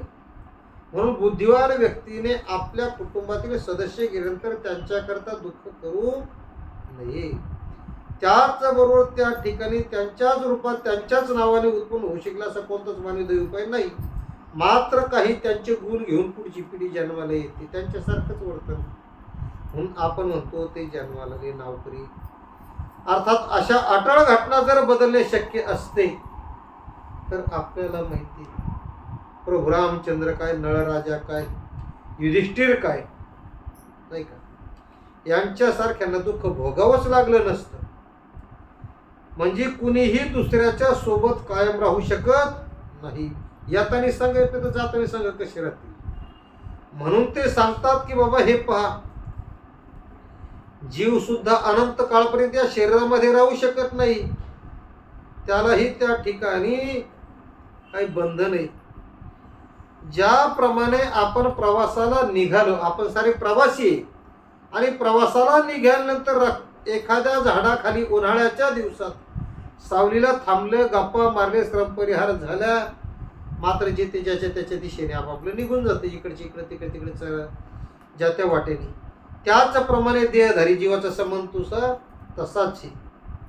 म्हणून मी सांगून गेलो काय, वस्ती कर वस्ती आला, प्रातःकाळी उठून गेला, तैसे असावे संसारी. म्हणून ते सांगतात की त्याप्रमाणे आपण राहावं. अन्नामुळे देह पोचला जातो, अर्थात तरी काय एका अवस्थेत राहू शकत नाही. म्हणजेच जीवनाच्या अवस्था शास्त्र सांगतं बदलतात. बालपण झालं, बालपणात तरुणपण येईल, तरुणपणात म्हातारपण, नाही का, त्या अवस्था आहेत. म्हणजे सकाळ झाली की दुपार होणार, दुपार झाली की संध्याकाळ होणार, सकाळी सूर्य उगवला की त्या ठिकाणी दुपारी डोक्यावर येणार, संध्याकाळी तो मावळणार, म्हणजे दिशेनं असं होणार, पुन्हा दुसऱ्या दिवशी. तसंच हे क्रियमान आहे. म्हणजेच त्या ठिकाणी ते सांगतात की बाबा हे पहा, अर्थात एखाद्याचा आपण हा विधी करणं म्हणजे कुणाचाही करणं, अनाथांचा केला काय आणि आपल्या कुटुंबातल्या आपतेष्टांचा केला काय, अर्थात तो केल्यामुळं आपल्याला कोटी यज्ञाचं फळ प्राप्त होत असतं. म्हणून पुत्राने आपल्या पित्याचा दशगात्रादी विधी केलाच पाहिजे. कितीही प्रेम असलं तरी अंत्यक्रिया त्या ठिकाणी आपण करून पुढचे विधी करतोच ना. म्हणजेच ते सांगतात की पुत्राने आईवडिलांची उत्तरक्रिया केल्याचं फळ त्याला पृथ्वीच्या 7 प्रदक्षिणा त्या ठिकाणी केल्याचं पुण्य त्या ठिकाणी प्राप्त होत असतं, त्याची बरोबरी होत असते. अशा प्रकारे त्यांनी तो दशगात्राचा विधी सांगितला. त्याचबरोबर त्या ठिकाणी पिंडासाठी भात वगैरे करायचं सांगितलं. म्हणून आपण ते पिंडाचं त्या ठिकाणी करतो. पिंड हे 4 विभागात विभागले. चतुर्भागे तो खगोत्तमं भागद्वयं तु देशा, म्हणून वर्णन केलं. अर्थात त्याचं वर्णन करत असताना मी सांगून गेलो, प्रथम हनीचे पिंडेस मूर्धा प्रजायते ग्रीवा स्कंदोती तेन तृतीयात हृदयं भवेत्, चतुर्थे तु भवेत् पुष्टं पंचमांना भीमे च, षष्ठे च सप्तमे चैवं कटिगुह्यं प्रजायते, पुरुषाष्टमे चैवं ज्ञानवर्गी न विद न विदे मा सदस्मे तुषार होता. मग त्या ठिकाणी पिंडापासून हातभर शरीर तयार झालं 9 दिवसात. आणि मग 10व्या दिवशी तहानभूक जागृत तहानभूक त्या ठिकाणी भागली, काकस्पर्श झाला, त्या ठिकाणी तिलांजली झाली. आपण आपल्या जीवनात संपादन केलेलं त्या ठिकाणी तिळ पुण्य त्यांना संपादन करतो ना प्रत्येक जण. तदनंतर ते 11व्या 12व्या दिवशी राहतात आणि 13व्या दिवशी मार्गस्थ होत असतात. अर्थात ते सांगतात की बाबा हे पहा, आपण जी काही कर्म करतोय ती त्यांच्या करताय, आपल्या करता नाही. अर्थात त्याची फलप्राप्ती आपल्याला होणारच आहे, यात शंका घ्यायचं अजिबात कारण नाही. म्हणून काळा वेळेचा विचार करतात. त्या ठिकाणी ते मार्गाने जात असताना त्यांना एका नगरीला पार करावं लागतं. त्याची पहिल्या दिवशी नाम सांगितले, क्रंजपूर, क्रूरपूर, गिरपूर, रोमापूर, नानाक्रंदपूर, सुतोदोहर, शेत्यपूर, भौमितीपूर आणि धर्मराजाची नगरी. हा असणारा 1 वर्षाचा म्हणजे कंप्लीट 12 महिन्याचा प्रवास त्या ठिकाणी करावा लागतो. आणि 12 महिने झाले की ते धर्मराजाच्या नगरीत प्रवेश करत असतात. आणि आपण इथं पिंडदानाचा अर्थात वर्ष श्राद्धाचा कार्यक्रम करतो. दर महिन्याला पिंडदान केलं जातं. मात्र ज्या दिवशी ते त्या धर्मराजाच्या नगरीत पोहोचतील त्या दिवशी 10 ते 12 कीर्तन, अन्नदान, वस्त्रदान काय असेल अनेक प्रकारची दानं केली जातात. ज्ञानदानही त्यात आलं. आणि त्यावेळेस ते तिथं आनंदाने डोलतात का की माझ्या पुत्ररत्नाने, बंधूंनी, धर्मपत्नीने, कन्यारत्नाने माझा असणारा वर्ष श्राद्धाचा सोहळा आनंदात पार पाडला. आता मी धर्मराजाच्या दरबारात आनंदाने जायला मोकळा झालो. मला उत्तम गती प्राप्त होईल का की माझ्या आपतेष्टांनी माझ्यासाठी यथामती यथा अवकाश हे सर्व कार्य केलेलं आहे. त्याच्यामुळं माझी ही इच्छा तृप्त झाली. आता काहीच राहिलं नाही. आपण मग धर्मराजाच्या नगरीत प्रवेश करण्याची ती काळवेळ. आणि त्या काळामध्ये जेवढं पुण्य संपादन करता येईल तेवढं. वर्ष श्राद्ध झालं, दुसऱ्या दिवशी म्हटले तुम्ही लोकाला जेव घालू, हे करू ते करू, नाही चालत. त्या दिवशी जर केलं तरच त्यांच्या पदरात पूर्ण, दुसऱ्या दिवशी विशेष नाही. तोपर्यंतच आपलं करता येईल ही संधी. म्हणून सांगून गेलो, पुत्रासी पर्व काळ, जन्मात जोडे एक वेळ, माय बापाचा अंत काळ, तो ही पवित्र वेळ ही धर्माची, धर्म कार्य करण्याकरता मिळाली संधी. त्याच्याकरता गया श्राद्धाचा विधी त्यांनी सांगितले. शमीच्या पानाच्या आकाराची पिंडामुळे त्या 7 गोत्री आणि 101 कुळाचा त्या असणाऱ्या स्त्री पुरुषांच्या त्या ठिकाणी पिढीचा उद्धार होत असतो. म्हणून कुळातील कुणी जरी एकाने गया श्राद्ध केली तरी जन्म तर धन्य होतोच, मात्र पितरांना संतोष झाल्याशिवाय राहत नाही. मग ते पितृवचने आशीर्वाद देते, त्यांचं आपण इथं काम करते तिकडे खुश. आणि म्हणून मग त्या ठिकाणी ते आपल्याला आशीर्वाद देत असतात. अर्थात ही गाथा कलाप नावाच्या बागेत कथन केलेली देवाने सुद्धा सांगितली. म्हणजेच मनूचा मुलगा इक्ष्वाकू, अर्थात याला दिव्य त्या ठिकाणी पितरांनी ही कथा सांगितली गया श्राद्धाची. मग मातृगायीला केलं, पितृगायीला वडिलांचं केलं, मातृगायीला आईचं केलं, त्याची फलप्राप्ती ते सांगतंय. म्हणजेच भगवान विष्णू सांगतात की बाबा गरुडाला त्या ठिकाणी हे पहा, आपल्या पित्याला परलोकी गती उत्तम प्राप्त व्हावी, त्याच्याकरता पुत्राने क्रियाकर्म करावं आणि ते सुख होतं. म्हणजेच ज्याप्रमाणे कौशिकाच्या त्या ठिकाणी पुत्राप्रमाणे आपणही मोक्षाचे अधिकारी होऊ शकतो, होतोच. किंवा भारद्वाज ऋषींकडून जी झाली चूक, त्यांच्या पुत्रांनी त्या ठिकाणी गायीचा वध केला, त्यामुळे अनेक जन्म भोगावे लागले आणि पितरांच्या कृपा आशीर्वादाने त्या ठिकाणी त्या असणाऱ्या भारद्वाज ऋषींना मुक्त होता आलं.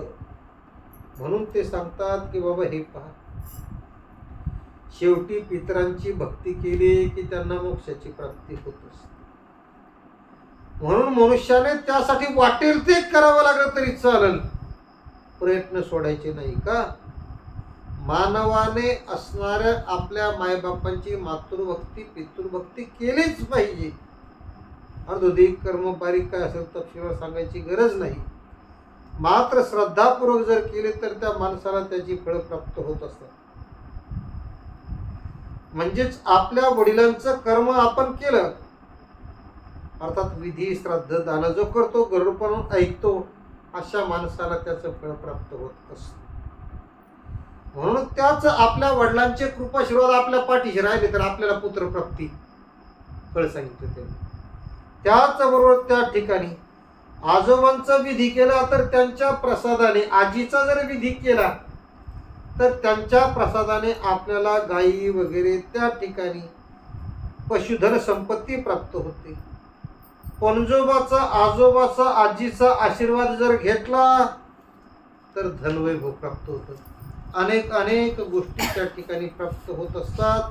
म्हणून आपल्याला त्या ठिकाणी तो विधी अत्यंत काळजीपूर्वक करावा लागतो. तो विधी करत असताना आपली मनाची एकाग्रता सर्व काही त्यांनी सांगितलं.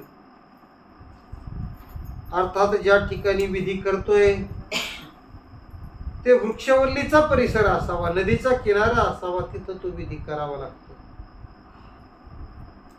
आणि त्या ठिकाणी आपल्या कुटुंबातून जे सदस्य गेले त्यांना आवडत्या वस्तूचं आपण रोजच्या भोजनामध्ये पानाड्याला भोजनतो आहे एक प्रकार त्याच्यामध्ये आला.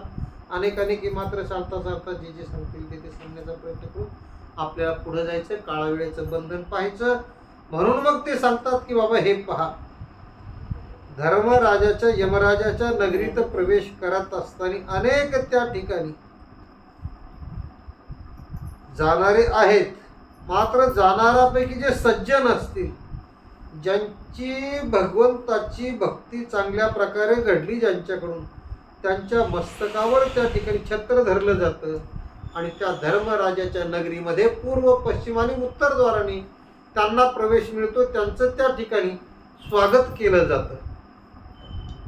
अर्थात ज्यांच्याकडून पापकर्म घडली त्यांना दक्षिण द्वाराने जावं लागतं, दुःख भोगावं लागतं. हे दुःख भोगत ते चालतात आणि त्याच्याकरता ते सांगतात की बाबा हे पहा, आम्हा प्रत्येक जीवावर असणारं ऋण आहे, अर्थात ऋषी ऋण असेल, पितृ असेल, देवऋण असेल, याच्यामधून आपल्याला मुक्त व्हायचंय. त्याच्याकरता नित्य पंचयज्ञ सांगितले, पितरांची श्राद्धविधी सांगितली, यथाकाळी संध्यावंदन सांगितलं आणि ते करता करता त्यांनी अनेक त्या ठिकाणी पुण्यात्म्याचा आपला असणारा जीवश्च कंठश्च असणारं जे नातं आहे ते मित्रासारखं आहे म्हटले. म्हणून सर्वांनी त्या ठिकाणी बसण्यासाठी सिंहासन दिलं जातं, नमस्कार केला जातो, पाद्योपचाराची पूजा केली जाते. अर्थात त्या ठिकाणी ते फलप्राप्त त्या ठिकाणी होत असतं. म्हणून पुण्यवान लोक नरकातील दुःखांना भिवून त्या ठिकाणी पुण्यकर्म करतात आणि सुखदायक देवत्व प्राप्त करत असतात. म्हणजेच या ठिकाणी अत्यंत दुर्मिळ असणारा नरदेह आपल्याला मिळालेला आहे. म्हणून साधू संतांना सांगावं लागलं का नरदेह दुर्लभ जाणारे तुम्ही वसुदेव वसुदेव म्हणा.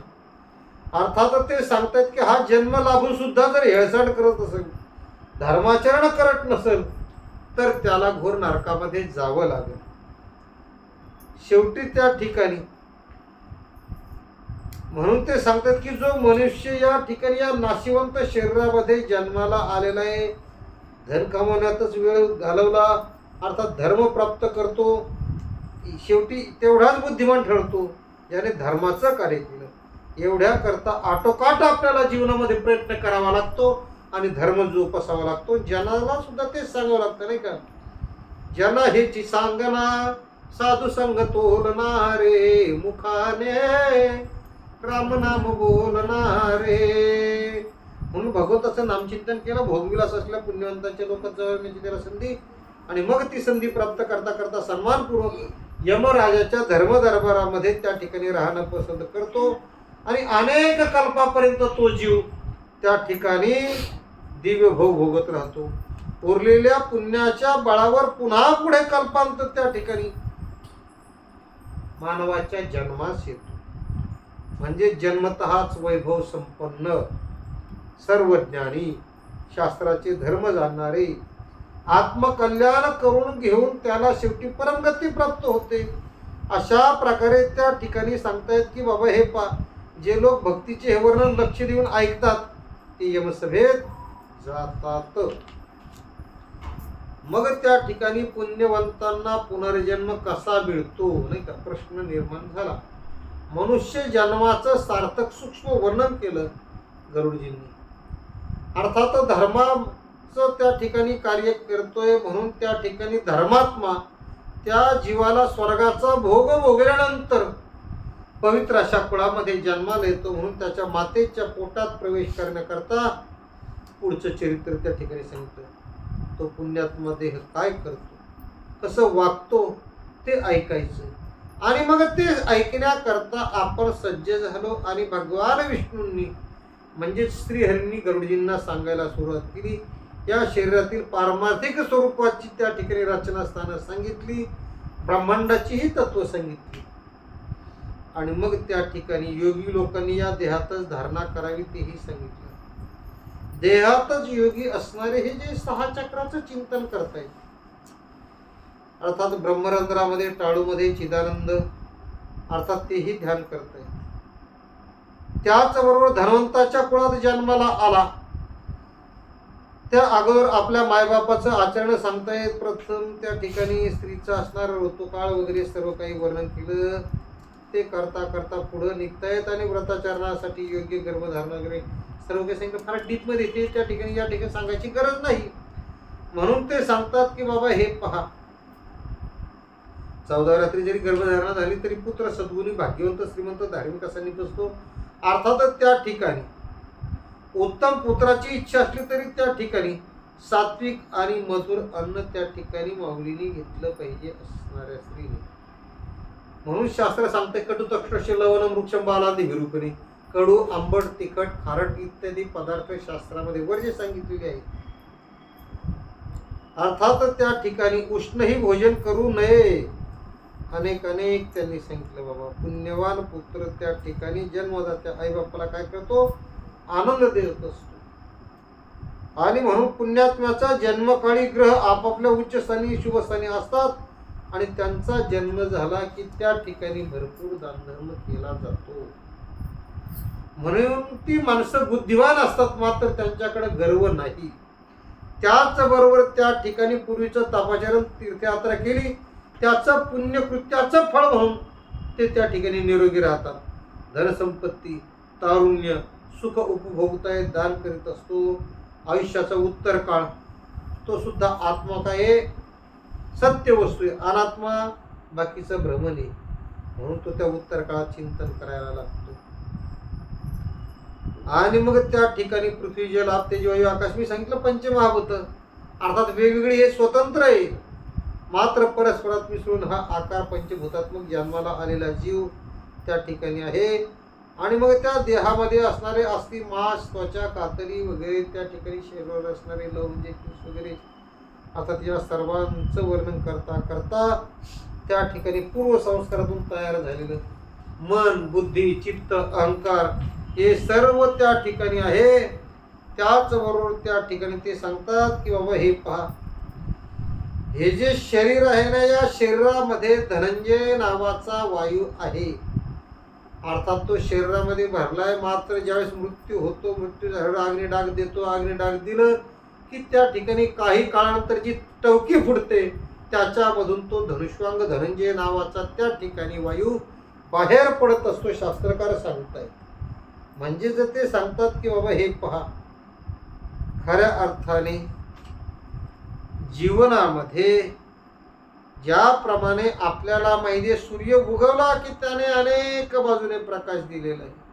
प्रकाश किरण मिळाली की जीव आपल्या दैनिक लोक व्यवहाराला सुरुवात करतात.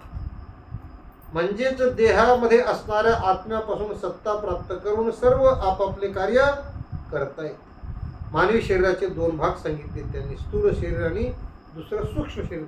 एक प्रापंचिक म्हणजे व्यावहारिक आणि एक दुसरं पारमार्थिक असं आहे. म्हणजेच प्रथम व्यावहारिक शरीरात 350 कोटी लव सांगितले, 7 लाख केस आणि 20 नख. म्हणून भगवान विष्णू सांगतात, स्त्री विनतेच्या पुत्रा साधारणपणे देहात 32 दात, 4000 तोळे म्हणजे 1000 पळे मांस आणि 400 तोळे 100 पळे रक्त असतं, असं ते वर्णन करतायत. हाडाची संख्या त्यांनी गणती केली आणि सांगितली 360 आहे. आणि मग त्याच्याकरता ते सांगतायत की पित्त हे 200 तोळे, कफ 100 तोळे एवढ्या वजनाचा प्रत्येकाच्या शरीरात आहे. आणि सतत आउटपुट होणार आपलं माहिती, मलमूत्र हे रोजच आहे, याची गणती करता येणं शक्य नाही. आहारावर ज्याच्या त्याच्या अवलंबून या गोष्टी. म्हणून ते सांगतात की पारमार्थिक शरीरामध्ये सूक्ष्म देहात सर्वांच्या 14 भुवन आहे. त्याचबरोबर त्या ठिकाणी त्यांनी सांगितलं सर्व त्या ठिकाणी सप्तद्वीप, सप्त पर्वते, सप्त समुद्र सूक्ष्म रूपात भरले. त्याचबरोबर 6 शक्ती केंद्र त्यांनी सांगितली. ब्रह्मांडात जेवढे गुण उरले तेवढेही सांगितले. अर्थात या ठिकाणी ते सांगतायत की बाबा हे पहा, नाभीमध्ये भूलोक, नाभीवर भोरलोक, हृदयात स्वर्गलोक, कंठामध्ये महरलोक, सुखस्थानी जनलोक आणि कपाळात तपोलोक आणि टाळूमध्ये सत्यलोक असतो. म्हणजे 14 भुवनाची व्यवस्था तुमच्या आमच्या शरीरात केली. आणि ती करत असताना त्रिकोण स्थानाच्या मध्यभागी मेरू पर्वत, खाली त्यांनी सांगितला मंदार पर्वत. अर्थात ते सांगता सांगता त्यांनी सप्तद्वीपाची स्थापना सांगितली. तुमच्या आमच्या शरीराची जी हाडं आहे ना, त्याच्यामध्ये जम्बूद्वीप आहे म्हणून वर्णन केलेलं आहे त्याचं, नाही का, जम्बू या द्वीपामाची. मज्जामध्ये शाकद्वीप, मासामध्ये कुशद्वीप, त्याचबरोबर या शरीराच्या ज्या शिरा आहे त्याच्यामध्ये क्रौंचद्वीप, कातरीमध्ये शार्मलद्वीप आणि केसामध्ये गोमेदद्वीप आणि नखामध्ये पुष्करद्वीप अशी त्याची रचना आहे. मग ते 7 समुद्रही कुठं कुठं राहतात त्यांचंही वर्णन केलं त्यांना. क्षार समुद्र मूत्रामध्ये, क्षीर समुद्र दुधामध्ये म्हणजे स्तनामध्ये, सुरा समुद्र कफामध्ये, वृत समुद्र मज्जामध्ये. अशा प्रकारे ते सांगतायत की बाबा या ठिकाणी रससागर आहेत आणि या रससागरामध्ये विष्णू स्थान कुठे, नाभीमध्ये आहे. म्हणजेच नाभी जी आहे आपली त्याच्या आतील पोकळीमधील भागामध्ये शास्त्र सांगतंय की बाबा या ठिकाणी शनीचं स्थान आहे, वायुस्थान फुफ्फुसामध्ये आहे, म्हणजे केतू तिथं आला. सगळेच ग्रह या सूक्ष्म देहातच आपल्याला, म्हणून संपूर्ण विश्वाचं ध्यान केलं पाहिजे. अर्थात त्याच्याकरता आपल्याला सुख प्राप्त करणारे हे शरीर आहे. म्हणून तर साधू संतांनी सांगितलं की पहाटे उठलं पाहिजे, त्याच्याकरता ब्राह्ममुहूर्त. म्हणून त्यांनी चिंतन म्हणलं, नाही का, उठायची की माय बाप कशी लागली झोप, किंवा उठा उठा साधू संत साधा आपुलाले हित गेला गेला हा नरदेह मग कैचा भगवंत. म्हणून ते सांगतात की भल्या पहाटे उठावं, आसन टाकावं, त्याच्यावर बसावं, शुचिर्भूत व्हावं आणि मग त्यावर पद्मासन घालून शुभ्र वस्त्र त्या ठिकाणी अंगावर परिधान करून ध्यानामध्ये एकाग्र व्हावं. का की 6 चक्राचं चिंतन ते करत असताना गुरूंनी दिलेला तो उपदेश आहे अजपाजप, तो आपल्याला त्या ठिकाणी जपायचा आहे आणि त्याच्याकरता गायत्री देवता आहे. अर्थात जप केल्याच्या क्षणापासून मनुष्य त्या ठिकाणी सर्व पापातून मुक्त होतो. त्याच्याकरता असणारी शरीरामध्ये आपल्याला माहिती मूलाधार चक्र, स्वाधिष्ठान चक्र, मणिपूर चक्र, अनाहृत चक्र, विशुद्ध चक्र आणि आज्ञा. म्हणून चिंतन क्रमाक्रमाने आपण करतोय आणि मग त्याच्याकरता त्यांनी या ग्रंथामध्ये सांगितले की मणिपूर चक्र लाल भडक हे 10 पाकळ्याचे. अर्थात त्या ठिकाणी अनाहत चक्र सोनेरी, अर्थात त्याच्याही 12 पाकळ्या त्यांनी सांगितल्या. मग असणारे 12 कडीचं चिंतन मांडता मांडता ते पुढे निघाले आणि निघत असताना मूलाधारापासून क्रमाने गणपती, ब्रह्मा, विष्णू, महेश, जीवात्मा, गुरु आणि सर्व व्यापक असणारा परमात्मा यांचं चिंतन त्यांनी सांगितलं. म्हणून जाणकाराच्या म्हणण्यानुसार सर्व सामान्यपणे प्रत्येक जीवाचा श्वासोश्वास 24 तासामध्ये श्वासाचं आत येणं बाहेर जाणं, म्हणून वर्णन केलं येण्या जाण्याला नसल्याच्या वेळ. मग हे किती वेळेस होतं तर 24 तासात 21,600 वेळेस आपला श्वास आत घेतला जातो, बाहेर सोडला जातो. किती वेळा? 21,600 वेळा. त्याची कोणी गणती करतं का?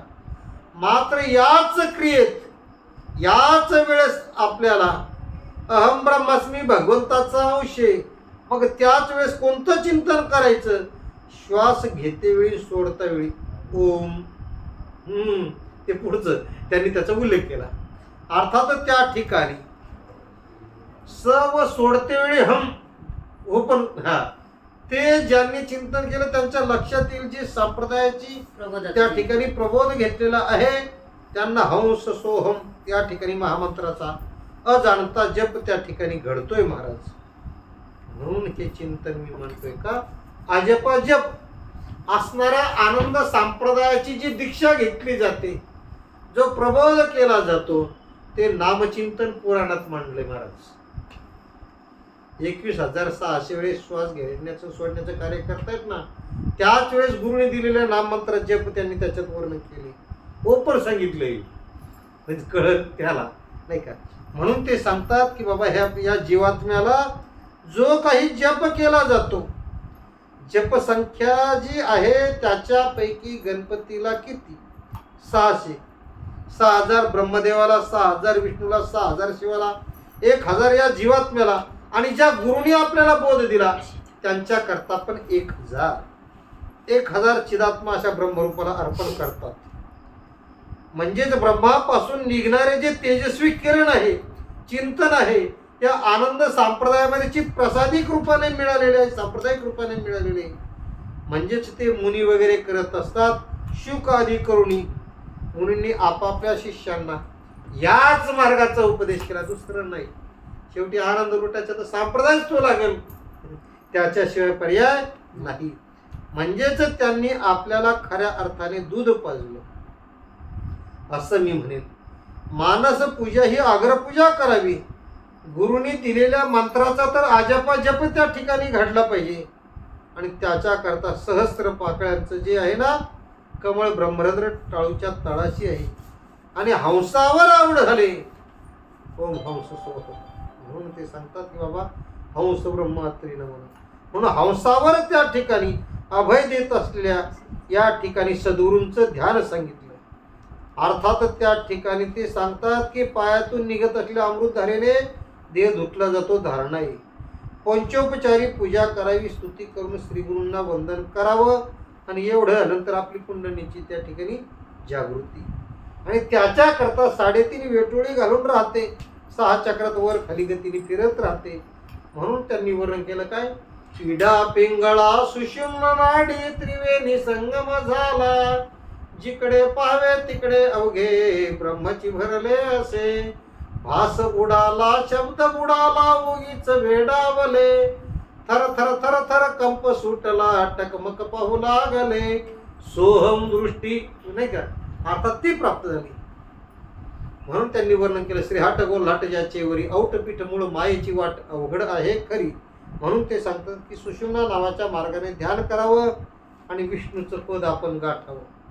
त्याचप्रमाणे ते सांगतात नेहमी ब्रह्ममूर्ती सनातन त्या ठिकाणी असणारा जो समय ना, स्वयंप्रकाश नित्य आनंदमय असणारा, मानाला स्थिर करते वेळी गुरुने सांगितलं त्याचं तंतोतंत पालन करावं. अज्ञानमूल हरण, अज्ञानाचं त्या ठिकाणी हरण करायचं, ज्ञानप्राप्ती द्यायची, त्याच्याकरता बद्ध पद्मासन घालायचे, गुरुंनी दिलेल्या नामाचा जप करायचा. आपल्या स्वतःच्या डोक्याने अक्कल अजिबात चालवायची नाही. जर आपण वेगळंच काही करायला गेलो तर या मार्गावरून पदभ्रष्ट होण्याचा, मार्गभ्रष्ट होण्याचा धोका या जीवाला संभवतो. म्हणून गुरुने सांगितलेल्या आज्ञेचं पालन करून त्याच पद्धतीने या ठिकाणी नामजप आपण केला पाहिजे. म्हणजेच अंतर्याग बहिर्यागाला आरंभ होतो. स्नान संध्या वंदन, भगवंताची पूजा, म्हणजे देहाभिमानी शरीरावर आसक्ती असणारे बहुसंख्य लोक मन एकवटू शकत नाही. म्हणून माऊली ज्ञानोबरायांना सांगावं लागलं नाही का, तू मन हे मीची करी माझी भजनी प्रेम धरी सर्वधर्म नमस्कारी मज ऐका ते हरिओम ओम नमः शिवाय. म्हणून ते मनाला वर घालताय आणि मग ती भक्ती त्या ठिकाणी परमार्थाचं चिंतन करायला सांगतायत नाही का. मननार मे हरि पायी करू काय सुचे ना काही नाही का, घनभूत असे हे पैशाचे नच गिरधारी नच कोणाचे. म्हणून या मनाला त्या ठिकाणी आवर घालायचं आणि मग त्या ठिकाणी नामचिंतन करायचं. त्याच्याकरता ते सांगतायत तपसाधना, योग साधना, मोक्ष देणारे मार्ग आहे. मात्र सामान्य जीवासाठी भक्तीचा मार्ग सांगितला. भक्ती जर केली नाही तर भक्ती विना पशु कशासी वाढला, सटविने काही चालेला नाही, काय टिंब टिंब पाशी गेली त्याची माय, हरिने मुखासी अरे मुढा, नाथ महाराजांनी सांगावं. म्हणून ते सांगतात की जीवाचा उद्धार करण्याकरता ब्रह्मदेवापासून 3-3दा वेदशास्त्र हे तपासले, त्याचा अंतिम निर्णय घेतला आणि फायनल त्या ठिकाणी असणारं संप्रदायाचं आपलं जे मिळालं नाममंत्र आहे त्याला त्या ठिकाणी त्यांनी मान्यता दिली. म्हणजेच यज्ञ याग वगैरे असेल त्याने चित्तशुद्धी होईल. म्हणून खरी भक्ती जर जडली तर त्या साधकाची कधीच पिछेहाट होत नाही. ज्याप्रमाणे सीमेवरच्या सैनिकाचे ध्येय नाही का, सदैव सैनिका पुढेच जायचे, नमागुती तू कधी न फिरायची, तसं त्याचं जे ध्येय तसं साधकाला ध्येय सांगलंय का सोप्या भाषेत. साधका तू सद्गुरूला विसरू नको रे, टाकीले पाऊल मागे घेऊ नको रे. म्हणून साधकाने जी पाऊल त्या ठिकाणी टाकलं ना ते पुढंच घेतलं पाहिजे, का की तो पुण्यवान असतो, तसं वागतो. भक्तीच्या प्रवाहाने त्याला सनातन मुक्ती प्राप्त होते. याच्या पलीकडे काय म्हणते अजून सांगायचं. शेवटी सांगता सांगता थकले. मुक्ती मिळवण्यासाठी काय करावं लागतं. अर्थात ते सांगतात की आज्ञा नाही, त्याचा परिणाम जन्ममृत्यूच्या फेऱ्यात फिरावं लागतं ना. ज्ञान झाले होते म्हणून हे नाही नाही याच्या मला पुढे जायचं अजून. म्हणजे जर ते सांगतात की शरणागत झालेला जीव देवाचा, अर्थात त्या ठिकाणी भगवंताला म्हणतो या मलिन दुःखाच्या या भरलेल्या संसार सागरात कशाला मला हे शरीर धारण करावं लागणार नाही, पुन्हा जन्माला यायचं नाही, मरायचं नाही, त्याच्याही पलीकडे मला न्या, कारण हे हा फेरा संपतच नाही नाही का. म्हणून ते सांगतात की जीव या दुःखाने व्याकुळ होतो. अर्थात या संसारात आलेला कोण सुखी हो, कुणी सुखी नाही. प्रत्येक जीव दुःखी आहे. मग सुख कुठे, तर त्यांनी सुखाचा पत्ता सांगितला. सुख आहे एक ठाई बहु पायी या संताच्या, बहु पायी या संताच्या. म्हणून ते सांगतात की परब्रह्मरूपी निष्कल कधीही कमी न होणारा मनुष्य शिव हा कल्याणकारी आहे. जीवाजीरावचं शिवाजीरावशी मिलन झालं तर मग फायदा होईल, म्हणून जीव शिवाचं मिलन गरजेचं आहे. आणि त्याच्या करता ते सांगतात की बाबा हे पहा, सर्वांना प्रेरणा देणारा सर्व सत्ताधारी निर्मळ असा तो आहे. शेवटी ज्योतिर्मय हे आनंद उत्प्रोत भरलेला आहे. हे कसं तर म्हटले अनादि अनंत कालापासून चालत आलं. जशा अग्नीच्या ठिणग्या पडतात ना, तसंच म्हटलं अविद्येच्या मायेमध्ये असणारा देवाच्या संबंधातून हा जीव बाहेर पडलेला, मात्र अनादि कर्माच्या प्रभावात हा जीव सापडला. मग सापडला की त्याने धारण केला सुखदायक पुण्यकर्म, दुःखदायक पाप कर्म आहे. मग आपल्याला सुखदायक पुण्यकर्म करायचं आणि त्याद्वारे नियंत्रित राहायचं. म्हणून भगवान सांगतात की गरुडा हे पहा, की वारंवार जन्माला येतो. अरे एक जन्म संपला की दुसरा, नाही का, दुसरा संपला की तिसरा, तिसरा संपला की चौथा. हे अव्याहत चक्र चालू आहे. सूक्ष्म देहाचा त्या ठिकाणी असणाऱ्या लिंग देहाने स्थूल देहात प्रवेश करतो. अर्थात जोवर मोक्ष मिळत नाही तोपर्यंत त्याचे सारखे प्रयत्न चालू आहे, क्रम बदलत राहतोय. मग संतांनी सांगावं नाही का, एक एक कोटी एक एक योनी कोटी कोटी फेरा मनुष्य देहीचा वारा तेव्हा लागे. मग जलचरामध्ये घ्याव्या, वृक्षामध्ये घ्याव्या, खेचरामध्ये घ्याव्या, भूचरामध्ये घ्याव्या, का अनेक योनीमध्ये जन्माला जावं लागतं. शेवटी एका मागून एक जन्म येतोय जातोय, येतोय जातोय. स्वेद जंड जारज उद्भीज ही उत्पत्तीची स्थानं त्यांनी सांगली. फिरता फिरता मोठं पुण्य असलं तर ज्ञान मिळून त्या ठिकाणी ईश्वराची प्राप्ती होती, नाही का. नरदेहाची संधी मिळाली, ज्ञान दिले देवाने, असं त्या ठिकाणी प्राप्त होतं. म्हणून हे तत्वज्ञानी मनुष्यालाच कळतं. म्हणजे या भक्ती मार्गाकडे लागणारे अब्जावधी लोक जरी लागले तरी त्या ठिकाणी पदरी जर पुण्य मिळालं तरच मनुष्य देहाची प्राप्ती. मोक्षासाठी मनुष्य जन्म त्या ठिकाणी शिडी असून फार दुर्लभ आहे. म्हणजेच या ठिकाणी जीवाला जन्म प्राप्त व्हावा आणि त्याने उद्धाराचा मार्ग अवलंबावा, नाही का. त्याने म्हणावं कैमी उद्धार पावेना, काही कृपा करील नारायण. म्हणजे उद्धाराची त्याची लागलेली तगमग आहे. आणि मग त्याच्या करता मानवी शरीर मिळून सुद्धा त्या ठिकाणी निरोगी असून सुद्धा आपल्याला आपलं हित कळत नाही, तर मग आपल्यासारखा ब्रह्मघातकी कोण म्हटले. झाला मानव या संसारी आपण आपला वैरीच ना. नरदेह मिळून जर त्याने भगवंताची भक्ती केली तर तेच म्हटली. देहाशिवाय कधीही पुरुषार्थ साधता येत नाही. देहाची निगा रक्षून त्या ठिकाणी राखण करावं. शरीररूपी संपत्तीचा उपयोग ही इस्टेट दिलेली आपल्याला, आणि या शरीररूपी इस्टेटीचा उपयोग करून आपल्याला पुढे जायचंय. पुढे जात असताना पुण्यकर्म करायचे. आत्मरक्षण करता करता त्या ठिकाणी शरीर जिवंत असलं तरी त्याचं कल्याण साधणे शक्य होईल. म्हणजेच बाकीचे इथं राहणारे इष्टमित्र गणगोत सगळे कोणी नाही येत. मग आपल्या बरोबर काय येतं तर केलेलं आपण जे कर्म असेल, पुण्यकर्म पापकर्म, त्याचा भोग भोगण्यासाठी पुढे त्याला यावं लागतं. म्हणजेच एकदा त्या ठिकाणी फिरून फिरून तो तिथं गेला रे गेला की चांगल्या वाईट कर्मानुसार त्याला पुनरुक्ती त्या ठिकाणी. मात्र मिळालेला देह केव्हाही मिळत नसतो. म्हणून शहाणे लोक या शरीराच्या रक्षणासाठी तत्पर का की रोग त्या ठिकाणी येणार आहे तो आपल्याला सोडू इच्छित नाही. सुस्थितीत आहे जोपर्यंत शरीर चांगले, जोपर्यंत शरीरामध्ये शक्ती आहे तोपर्यंत भगवंताची भक्ती करणं गरजेचं आहे. नाहीतर लोक संसार रस घेऊन करतात, सारा कस निघून जातो आणि मग या मार्गाला लागतात.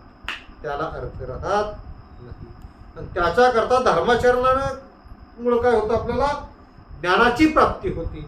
आणि ज्ञानाची प्राप्ती झाली की ध्यान, आणि ध्यान साधलं की या प्रपंचातून त्या ठिकाणी झटपट मोक्षाची जी प्राप्ती आहे ती होत असते. आणि त्याच्या करता गुरुगृही जावं, त्यांच्या घरावर दरोडा टाकावा, नाही का. फोला फोला गुरुचे घल होईल बल, चोली केल्याने होईल तुमचं कल्याण. मग आपल्याला कल्याण करून घ्यायचं असेल तर गुरुगृहामध्ये भांडारात असणारं ज्ञान ते आपण संपादन करण्याकरता त्यांचं शिष्यत्व पत्करावं. म्हणजेच त्या ठिकाणी आपलं कल्याण साधणारे ते आहे. म्हणजे मग ते आपल्याला परका मानणार नाही, आपल्याला जवळ घेतील आणि मग त्या ठिकाणी आपल्याला कर्णामध्ये तो मंत्रोपदेश करतील. देहाचा घात करण्याकरता ती वाघीण म्हातारपणात टपलेलीच येते, नाही का? ज्याप्रमाणे उंदरावर मांजर टपलेलं आहे तसंच ती वाघीण आपल्यावर टपलेली आहे. म्हणून वर्णन केलं काय, पाहतो उंदीर घेऊन जाय बोका, नाही का? धान्याची थप्पी लावली आणि तिथं त्या उंदराने उंदराला मांजराने पकडलं आणि त्यावेळेस ते थँक्यू थँक्यू, बरं झालं, गुदगुल्या होते त्याला, नाही दुःख होतं ते. अंतकाळाचं उंदराला जसं दुःख आहे तसं आपल्यालाही अंतकाळाचं दुःख होत असतं. म्हणून मग त्या ठिकाणी दबी धरून बसली वाघीण, म्हणजे म्हातारपण आहे. आता त्या काळामध्ये देहाचा घात होणार आहे. गळक्या माठात किती पाणी भरलं खालीच जाणार आहे, नाही का? म्हणून सांगतात की बाबा आत्महित साधण्याचा प्रयत्न करण्याकरता ही काळ आणि वेळ आहे. म्हणून काळ सारावा चिंतने, चिंतनात काळ घालावा. जीवात जीव असताना दुःख नसेल, संकटे आले, इंद्रिय शाबूत राहिले तर आपलं हित करून घेता येतं. जर आपल्याला अनेक आजार व्याधी जडल्या तर रामाचं नाम घेता घेता वाणीतून त्या ठिकाणी शब्द राम रामाऐवजी लांब लांब होऊ शकतो, म्हणजे त्याच्यातून आपण लांब जाऊ शकतो. आणि त्याच्याकरता ते सांगतात की प्रपंचातले कर्तव्य पार पाडा. कोणत्या साधू संतांनी सांगितलं नाही घरादारला काढीला हवा बायको पोर ये रिटक, त्याच्यामुळे चला आपलं पंढरला ज्या रिठल नाही नाही असोनी संसारी जीवेपरी, म्हणजे संसारात राहून क्रिया करण्याचं ते सांगताय.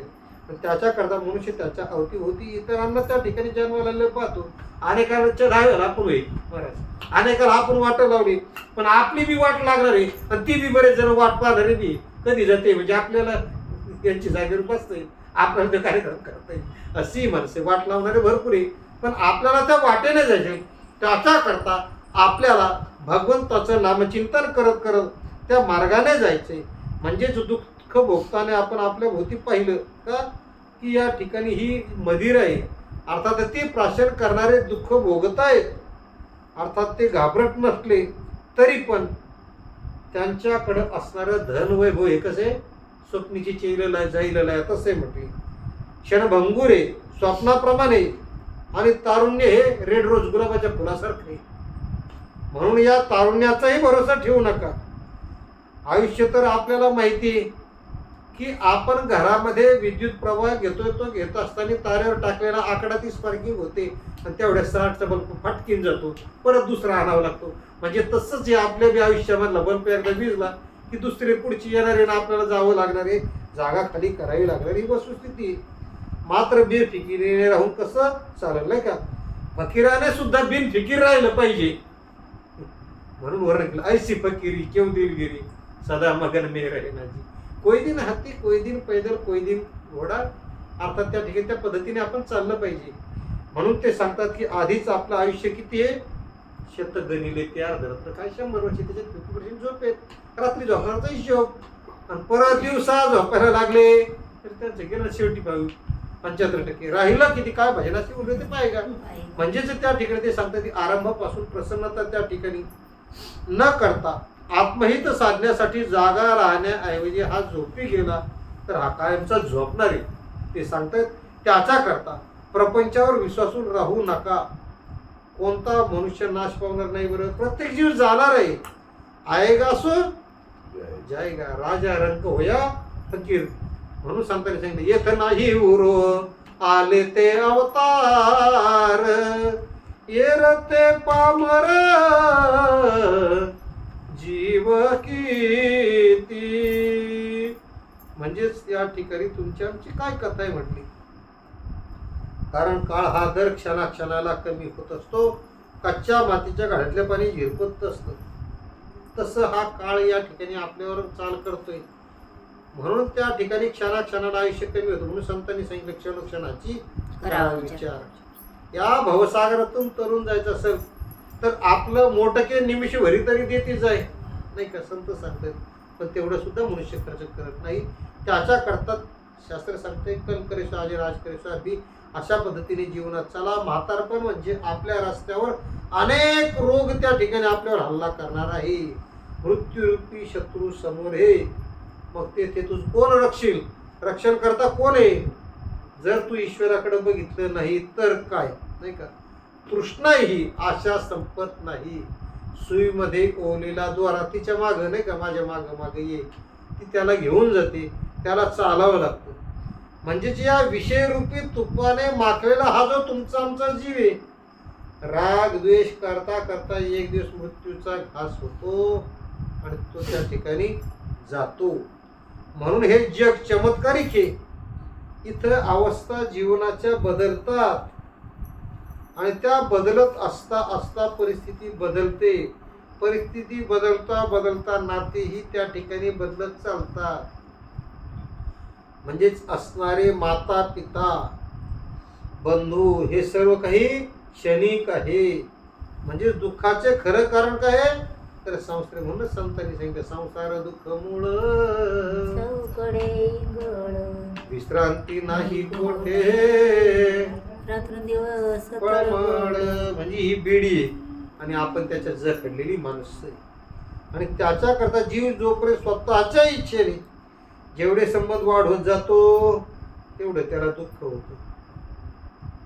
म्हणून त्या ठिकाणी विषय सुखाला चटावलेली माणसं, इंद्रियामध्ये त्या ठिकाणी या देहात लपलेले चोर आपल्या संपत्तीची लूट करतायत. शेवटी जन्म हा निष्फळ ठरत असतो नाही का. लुटाने वाला है लूट सके तो लूट, नाही तो आखरी पछताएगा जब प्राण जाएगी छूट. म्हणून ते सांगतात की त्या ठिकाणी मास्तर जसं त्या ठिकाणी गळ लावला तर आमिषाला बळी पडतो, तसा हा जीव सुद्धा बळीच पडतो म्हटले. मग सुखासाठी लांचवलेला याला यमयातनेची जाणीव होत नाही का, की संतांनी सांगावं विषयाचे सुख येते वाटे गोड पुढे अवघड यमदंड पुन्हा तिथंच जात आहे. म्हणून लोक जे करतात त्याचं त्या ठिकाणी फळ त्यांना माहिती नाही पुढं काय आहे, आणि त्याच्या करता आपलं जीवन खाया पिया सुखी सोयांना अगजा मानव काय असं घालवणारी माणसं आहेत. बुद्धिहीन जे असतात त्यांचं सकाळी मलमूत्र विसर्जन, दुपारी भूक लागली का खायचं प्यायचं, तहान रात्रही अशीच घालायची. अरे अरे अज्ञानात भुललेले जीवी. म्हणून वर्णन केलं विषय लोभी भुलले जीव कोण त्यांची करील किंवा. अर्थात ते सांगतात की मनुष्याचे खरे निर्मळ डोळे कोणते असतील तर संत संगती, संत सहवास, विवेक, हित आणि अहित याचा विचार करणारे. म्हणून तर सांगितलं हित ते करावे देवाचे चिंतन करून या मन शुद्ध व्हावे. किंवा अहितापासून काढिती हित देऊनी वाढविती, नाही गा श्रुती परवती जगा की जे हरि ओम ओम नमः शिवाय. म्हणजे त्या ठिकाणी ते सांगतात की आपल्याला खऱ्या अर्थाने विचार करायचा. व्रतवैकल्यात काही मग नाही, काय अज्ञानी असून लबाडपणा करतात, धर्माचा उपदेश करतात, शरीराला अनेक प्रकारचे कष्ट दुःख उपवास देतात. म्हणून त्या ठिकाणी आपल्याला स्वर्ग प्राप्ती मिळवण्याच्या करता खटपट करतात. म्हणून सांगितलं काय बा सोड सोड ही खटपट शास्त्राची, करी उपासना तू निर्गुण ब्रह्माची. म्हणून वेदशास्त्र महासागर, त्याच्यामध्ये 6 वृत्ती, त्या लाटेतून बचाव करायचा, तर्कवितर्क करायचे आणि मग ते तर्कवितर्क करतात. त्या ठिकाणी आपल्याला माहिती आहे की काय शिरोहती पुष्णानी गंधम जानाति नासिका, पठंती वेदशास्त्राश्री दुर्लभ भावबोधक हा. संसार मोहनाशाय शब्दबोध नाही क्षम, नवीर्ते तिमिरं कदा चित्ती पर्वातया. म्हणजेच माय माऊल्या किंवा पुरुष वर्ग असतील, साधू संत असतील, फुल मस्तकावर धारण केलं जातं, डोक्यामध्ये लावलं जातं, परंतु वास घेण्याचं कार्य नाकालाच करावं लागतं, सुवास घेण्याचं कार्य त्यालाच करावं लागतं.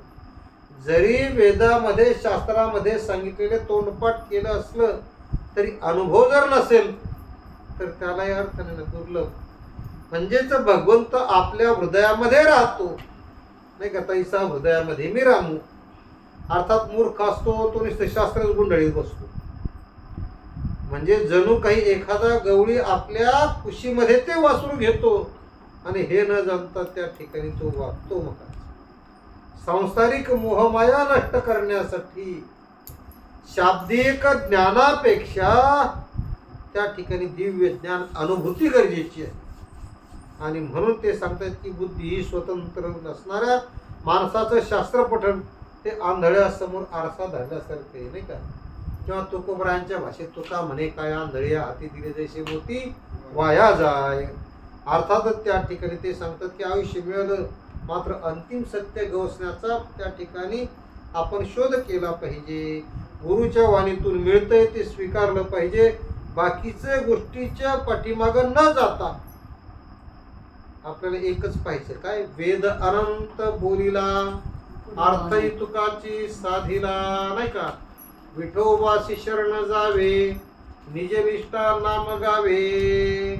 म्हणून ते सांगतात की बाबा हे पहा, माझे मीपणाला विसरा, निर्मोह राहा, अलिप्तपणाची वृत्ती ठेवा आणि मग त्या ठिकाणी माझे काहीच नाही या असणाऱ्या वृत्तीमुळं तो मुक्त होतो. माझं म्हटलं की बंधनाला कारण ठरत असतं, म्हणून हे माझं नाहीच असं मनुष्याने जीवन जगावं. जोपर्यंत देहाभिमान आहे, हे मम माझं आहे, हे तुझं ही भावना, तोपर्यंत खटाटोप संकल्प विकल्प मनात येईल. मन त्या ठिकाणी निश्चल होत नाही, शास्त्राचं चिंतन मनन सुटत नाही. तशी जोपर्यंत गुरुकृपा होत नाही तोपर्यंत आत्मज्ञानाच्या गोष्टीच करू नये. म्हणून वर्णन केलं नाही का, गुरुबोध तुझसी झाला त्यावेळी ज्ञान जीवाला. म्हणजेच गुरुबोध अत्यंत महत्वाचा आहे. आणि म्हणून अंतकाळाची चिन्ह आपल्याला निर्गम हवेत, अनासक्त रूप राहायचं नाही. नाते संबंध, संपत्ती, व्यावहारिक संबंध, आपुलकीची भावना तोडा आणि देवाशी नातं जोडा. आणि त्याच्याकरता ब्रह्माचे नाम या ठिकाणी 3 मात्रांनी युक्त शुद्ध मनाने ध्यान करावं. ध्यान करत असताना ओंकाराचा अविरतपणे जप करत त्या ठिकाणी श्वासाला जिंकायचंय आणि जिंकून मन स्थिर करायचंय. त्याच्याकरता माझ्या ध्यानामध्ये एकाक्षरी असणारं नामजप त्यांनी सांगितला ओम. त्याचबरोबर ते सांगतात की ढोंगी लोक परमगती प्राप्त करू शकत नाही. ज्ञानी लोक जिथे जातात तिथे त्याबद्दल आता मी सांगतो, हे सांगतो, ते सांगतो, कसलाही मोह नसतो. मात्र इच्छा न ठेवणारे, द्वैत भावना नसणारे ज्ञानी लोक सनातन पद प्राप्त करतात बरं का. आणि त्याच्याकरता ते सांगतात की अंतकाळी चावू लागली की घरदार सोडून मनुष्याने तीर्थक्षेत्री जाऊन राहावं. अर्थात तिथेच मृत्यू होतो आणि त्याला मुक्ती प्राप्त होत असते. अर्थात त्याच्याकरता ते सांगतात की मुक्ती देणारी सप्तस्थान आहे. सप्तस्थानं आपल्याला माहिती, काशी, अवंतिका, अयोध्या, मथुरा नगरी, काशीपुरी असेल, कांची असेल, ही तीर्थक्षेत्रच त्यांनी सांगितली. द्वारका असेल, उज्जैन असेल. म्हणून गरुडा हा सनातन काळातून चाललेला मोक्षधर्म याचं त्यांनी वर्णन केले. ते वर्णन करता करता ते सांगतात की परमतत्व जाणत असतात ते मुक्तीला, स्वर्गलोकाची प्राप्ती करायची. पापकर्मे आचरण करणारे नरकात जातात, पशुपक्षी इत्यादी वेळेला वारंवार संसारात जन्म घेतात, मरतात. मात्र सर्व शास्त्राचं जर मंथन केलं तर काय, मंथुनी नवनीता तैसे घे अनंता, पाया व्यर्थ कथा सांडू नको. मंथन केलं मात्र सार होते स्वीकार. आणि सर म्हटले पुढं, अमृतासारखा उपदेश मिळाला आणि या भवसागरातून आपला उद्धार करून घेतला. संशय नाहीसा झाला, निसंशय झाला. आणि मग त्या ठिकाणी काहीच शंका न उरल्यानंतर गरुडजी भगवान विष्णूच्या समोर ध्यानमग्न झाले आणि मग त्या ठिकाणी बसलेले आहेत. आणि स्मरण केलं भगवंताचं की अधोगती टळते, पूजन केल्याने सद्गती प्राप्त होते आणि मग निज भक्तांना त्या ठिकाणी मुक्ती देतो, तो हरी आहे. आणि त्याच्याकरता शेवटी श्रवणाचं त्यांनी फळ सांगितलं. श्री गणेशाय नमः. 11 वाजेपर्यंत घ्यायचं का? झालं आता शेवट म्हणून तर थोडं फास्ट गेलं आपण, सरळ चाललो. श्री गणेशाय नमः. श्री भगवानाजी त्या ख्यातमयाताक्षरमे हृदयकम दशाम भेदरे श्रुत्वा सर्व पापे प्रमुच्यते इदं चामुष्मिकं कर्मं पितृमुक्तिप्रदायकं पुत्रीवांछितदच्चैव परद्रे सुखप्रदम् इदं कर्मं न कुर्वन्ति नास्तिक नराधमा तेषां जन्मपेयं शास्त्रतुल्यं संशय देवता पितराश्चैव न उपशितद्गृहं भवन्ति तेषां कोपेन पुत्रपौरविरोधी ब्राह्मण क्षेत्री वैश्य शूद्रपरिचय ते चांडाळ समाज्ञया सर्व प्रतिक्रियावाना प्रेतकर्मिनं पुण्यं स्मृती श्रावयचे उभयतो पापनिर्मुक्तो दुर्गती नैव गच्छता. शेवटी भगवंतांनी सांगितलं, गरुडा अरे बाबा तू मौन धारण केलं, सारच पूर्ण झालं. मला वाटतं तुझी इच्छा वगैरे काय जे शंका वगैरे होत्या त्या. मग अर्धदिक क्रिया सांगितल्या, अर्थात मृत्यूनंतर करावयाचं दशक्रिया विधीपर्यंत कर्म सांगितलं. याचा परिणाम हे ऐकलं तर मनुष्याची पापातून सुटका होते. परलोकातील गतीसाठी पितरांना मुक्ती देणारं इच्छेप्रमाणे आपल्याला संतती प्राप्त करून देणार, त्याचबरोबर इहलोकात आणि परलोकामध्ये सुख करून देणार साधने म्हणून जी क्रियाकर्म करत नाहीत असे ते नास्तिक. अर्थात जे हे क्रियाकर्म करत नाही शास्त्र सांगतं त्यांच्या हातचं पाणी सुद्धा पिऊ नका, ते नास्तिक हे. अर्थात त्यांच्या हातचं पाणी पिणं म्हणजे सुरानाम दारू पिल्यासारखेच म्हटले. त्यांच्या हाताचा स्पर्श सुद्धा त्या ठिकाणी होऊ दे. नास्तिकाच्या घराकडं भगवंत पितर अर्थात त्या ठिकाणी दृष्टी टाकत नाही आणि त्याच्याच उपेक्षेचा परिणाम पुत्र नातू पंतू पुढच्या पिढीतले जे वंशज आहेत ना दुःख दारिद्र्य भोगावं लागतं. म्हणून ते सांगतात की असणारे वर्णसंकर जाती ब्राह्मण क्षत्रिय वैश्य शूद्र. अर्थातच ज्या ठिकाणी मनुष्य मृत्यू मेल्यानंतर या मृत्यू लोकामध्ये अंत्यविधी झाला नाही तर ते असंस्कारित राहतात आणि त्याच्याकरता प्रेतकल्पाचं खंडाचं त्या ठिकाणी चिंतन तुमच्या समोर मांडलंय, श्रद्धापूर्वक ऐकलं. तुम्हाला आम्हाला दोन्हीलाही पापमुक्त होण्याची त्या ठिकाणी संधी प्राप्त होते आणि आपल्याला त्या ठिकाणी खऱ्या अर्थाने उत्तम गती प्राप्त होते. मातृपितृश मरणे स्वप्ने सुनते तुया पितरो मुक्तिमापन्नम संत संततिमान भवेत न श्रुतम गारुडे च श्रद्धच न कृतम कृष्य सर्ग कृत नैव न च मासिक वार्षिके स कथम कथ्यते पुत्र कथमुच्यते तृणयात मातरम पितरम चैव कथम तारयितु क्षमा तस्मात् सर्व प्रयत्नेन श्रोतव्यं गारुडं किला धर्मार्थ काम मोक्षानां दायकं दुःखनाशनं पुराणं गारुडं पुण्यं पवित्रं पापनाशनं शृण्वन्ता कामना पूरं श्रोतव्यं सर्वदेवी. ब्राह्मणो लभते विद्या महाराज लभते ज्ञानं क्षत्रियं पृथ्वी लभते वैश्योधरिक मेताती शूद्र शुद्ध्याती पातकात. म्हणजे आपल्या कुटुंबातील मायबाप गेल्यानंतर 10 दिवसामध्ये जे आख्यान ऐकलं जातं त्याच्यामुळं आपल्या मायबापांना त्या ठिकाणी पितरांना शास्त्र सांगते मुक्ती प्राप्त होते. क्रिया करणाऱ्याचा वेलविस्तार वाढत जातो. जो कुणी गरुड पुराण ऐकत नाही, गया श्राद्ध करत नाही, वृक्षोत्सर्ग करत नाही, त्याचप्रमाणे मासिक किंवा वार्षिक श्राद्धही करत नाही, शास्त्र म्हणतं त्याला पुत्र म्हणता येत नाही, पुत्र म्हणण्याचा अधिकार नाही. म्हणजे तीनही ऋणातून तो मुक्त होऊ शकत नाही. होईलच कसा? म्हणजे आईबाप यांना तो तारूही शकत नाही त्याचा परिणाम. म्हणून हरेक प्रयत्न करून असणारं हे गरुड पुराणाचं आख्यान खऱ्या अर्थाने श्रवण करावं आणि श्रवण केलं तर त्याचं फळ त्यांनी सांगितलं काय? धर्म अर्थ काम मोक्ष शिव देखता प्रत्यक्ष, शिव देखता प्रत्यक्ष वाचे वदता शिव नाम तयान बाधी क्रोध काम. नाही का? एका जनार्दन शिवनिवारी वेव. म्हणून धर्म अर्थ काम मोक्ष हे 4 पुरुषार्थ प्राप्त करून देणार असं हे पुराणे तुमच्या आमच्या दुःखाचा नाश करणार आहे. पुण्यदायक पवित्र जरी असलं तरी जे सांगतायत ऐकतायत त्यांना मोक्ष कामना पुऱ्या करतायत. अर्थात त्या ठिकाणी म्हणून हे अशा प्रसंगी ऐकलं पाहिजे. ऐकण्यामुळे सर्वांनाच त्या ठिकाणी त्याची फलप्राप्ती सांगितली. शेवटी काय सांगितलं? श्रुत्वादारण देयाने वाचा काया किराणीच पूर्वोक्त शयनादींनी नान्यथा सफलं भवेत पुराणं पूजेत पूर्वं वाचकं तदनंतरं वस्त्रालंकारकोदानस्य दक्षिणाभिच साधर्मान्य हेमदानस्य भूमिदाने पूजे वाचकं भक्त्या बहु पुण्यफलसे वाचक अशा नरेच पूजो नात्र संशय संतुष्ट तुषिता या मी वाचकै नात्र संशय इति श्री गरुड पुराण श्रवण फलम. अशा प्रकारे त्यांनी त्या ग्रंथाचं फळ सांगितलं. फळ सांगण्याकरता त्या ठिकाणी त्यांनी या शेवटी अध्यायात सांगितलं आणि शेवटी म्हटले भगवान विष्णूची आरती आणि गरुडाची आरती. आणि या 2 आरत्या झाल्या की ग्रंथाचं या ठिकाणी खऱ्या अर्थाने समाप्ती होत असते.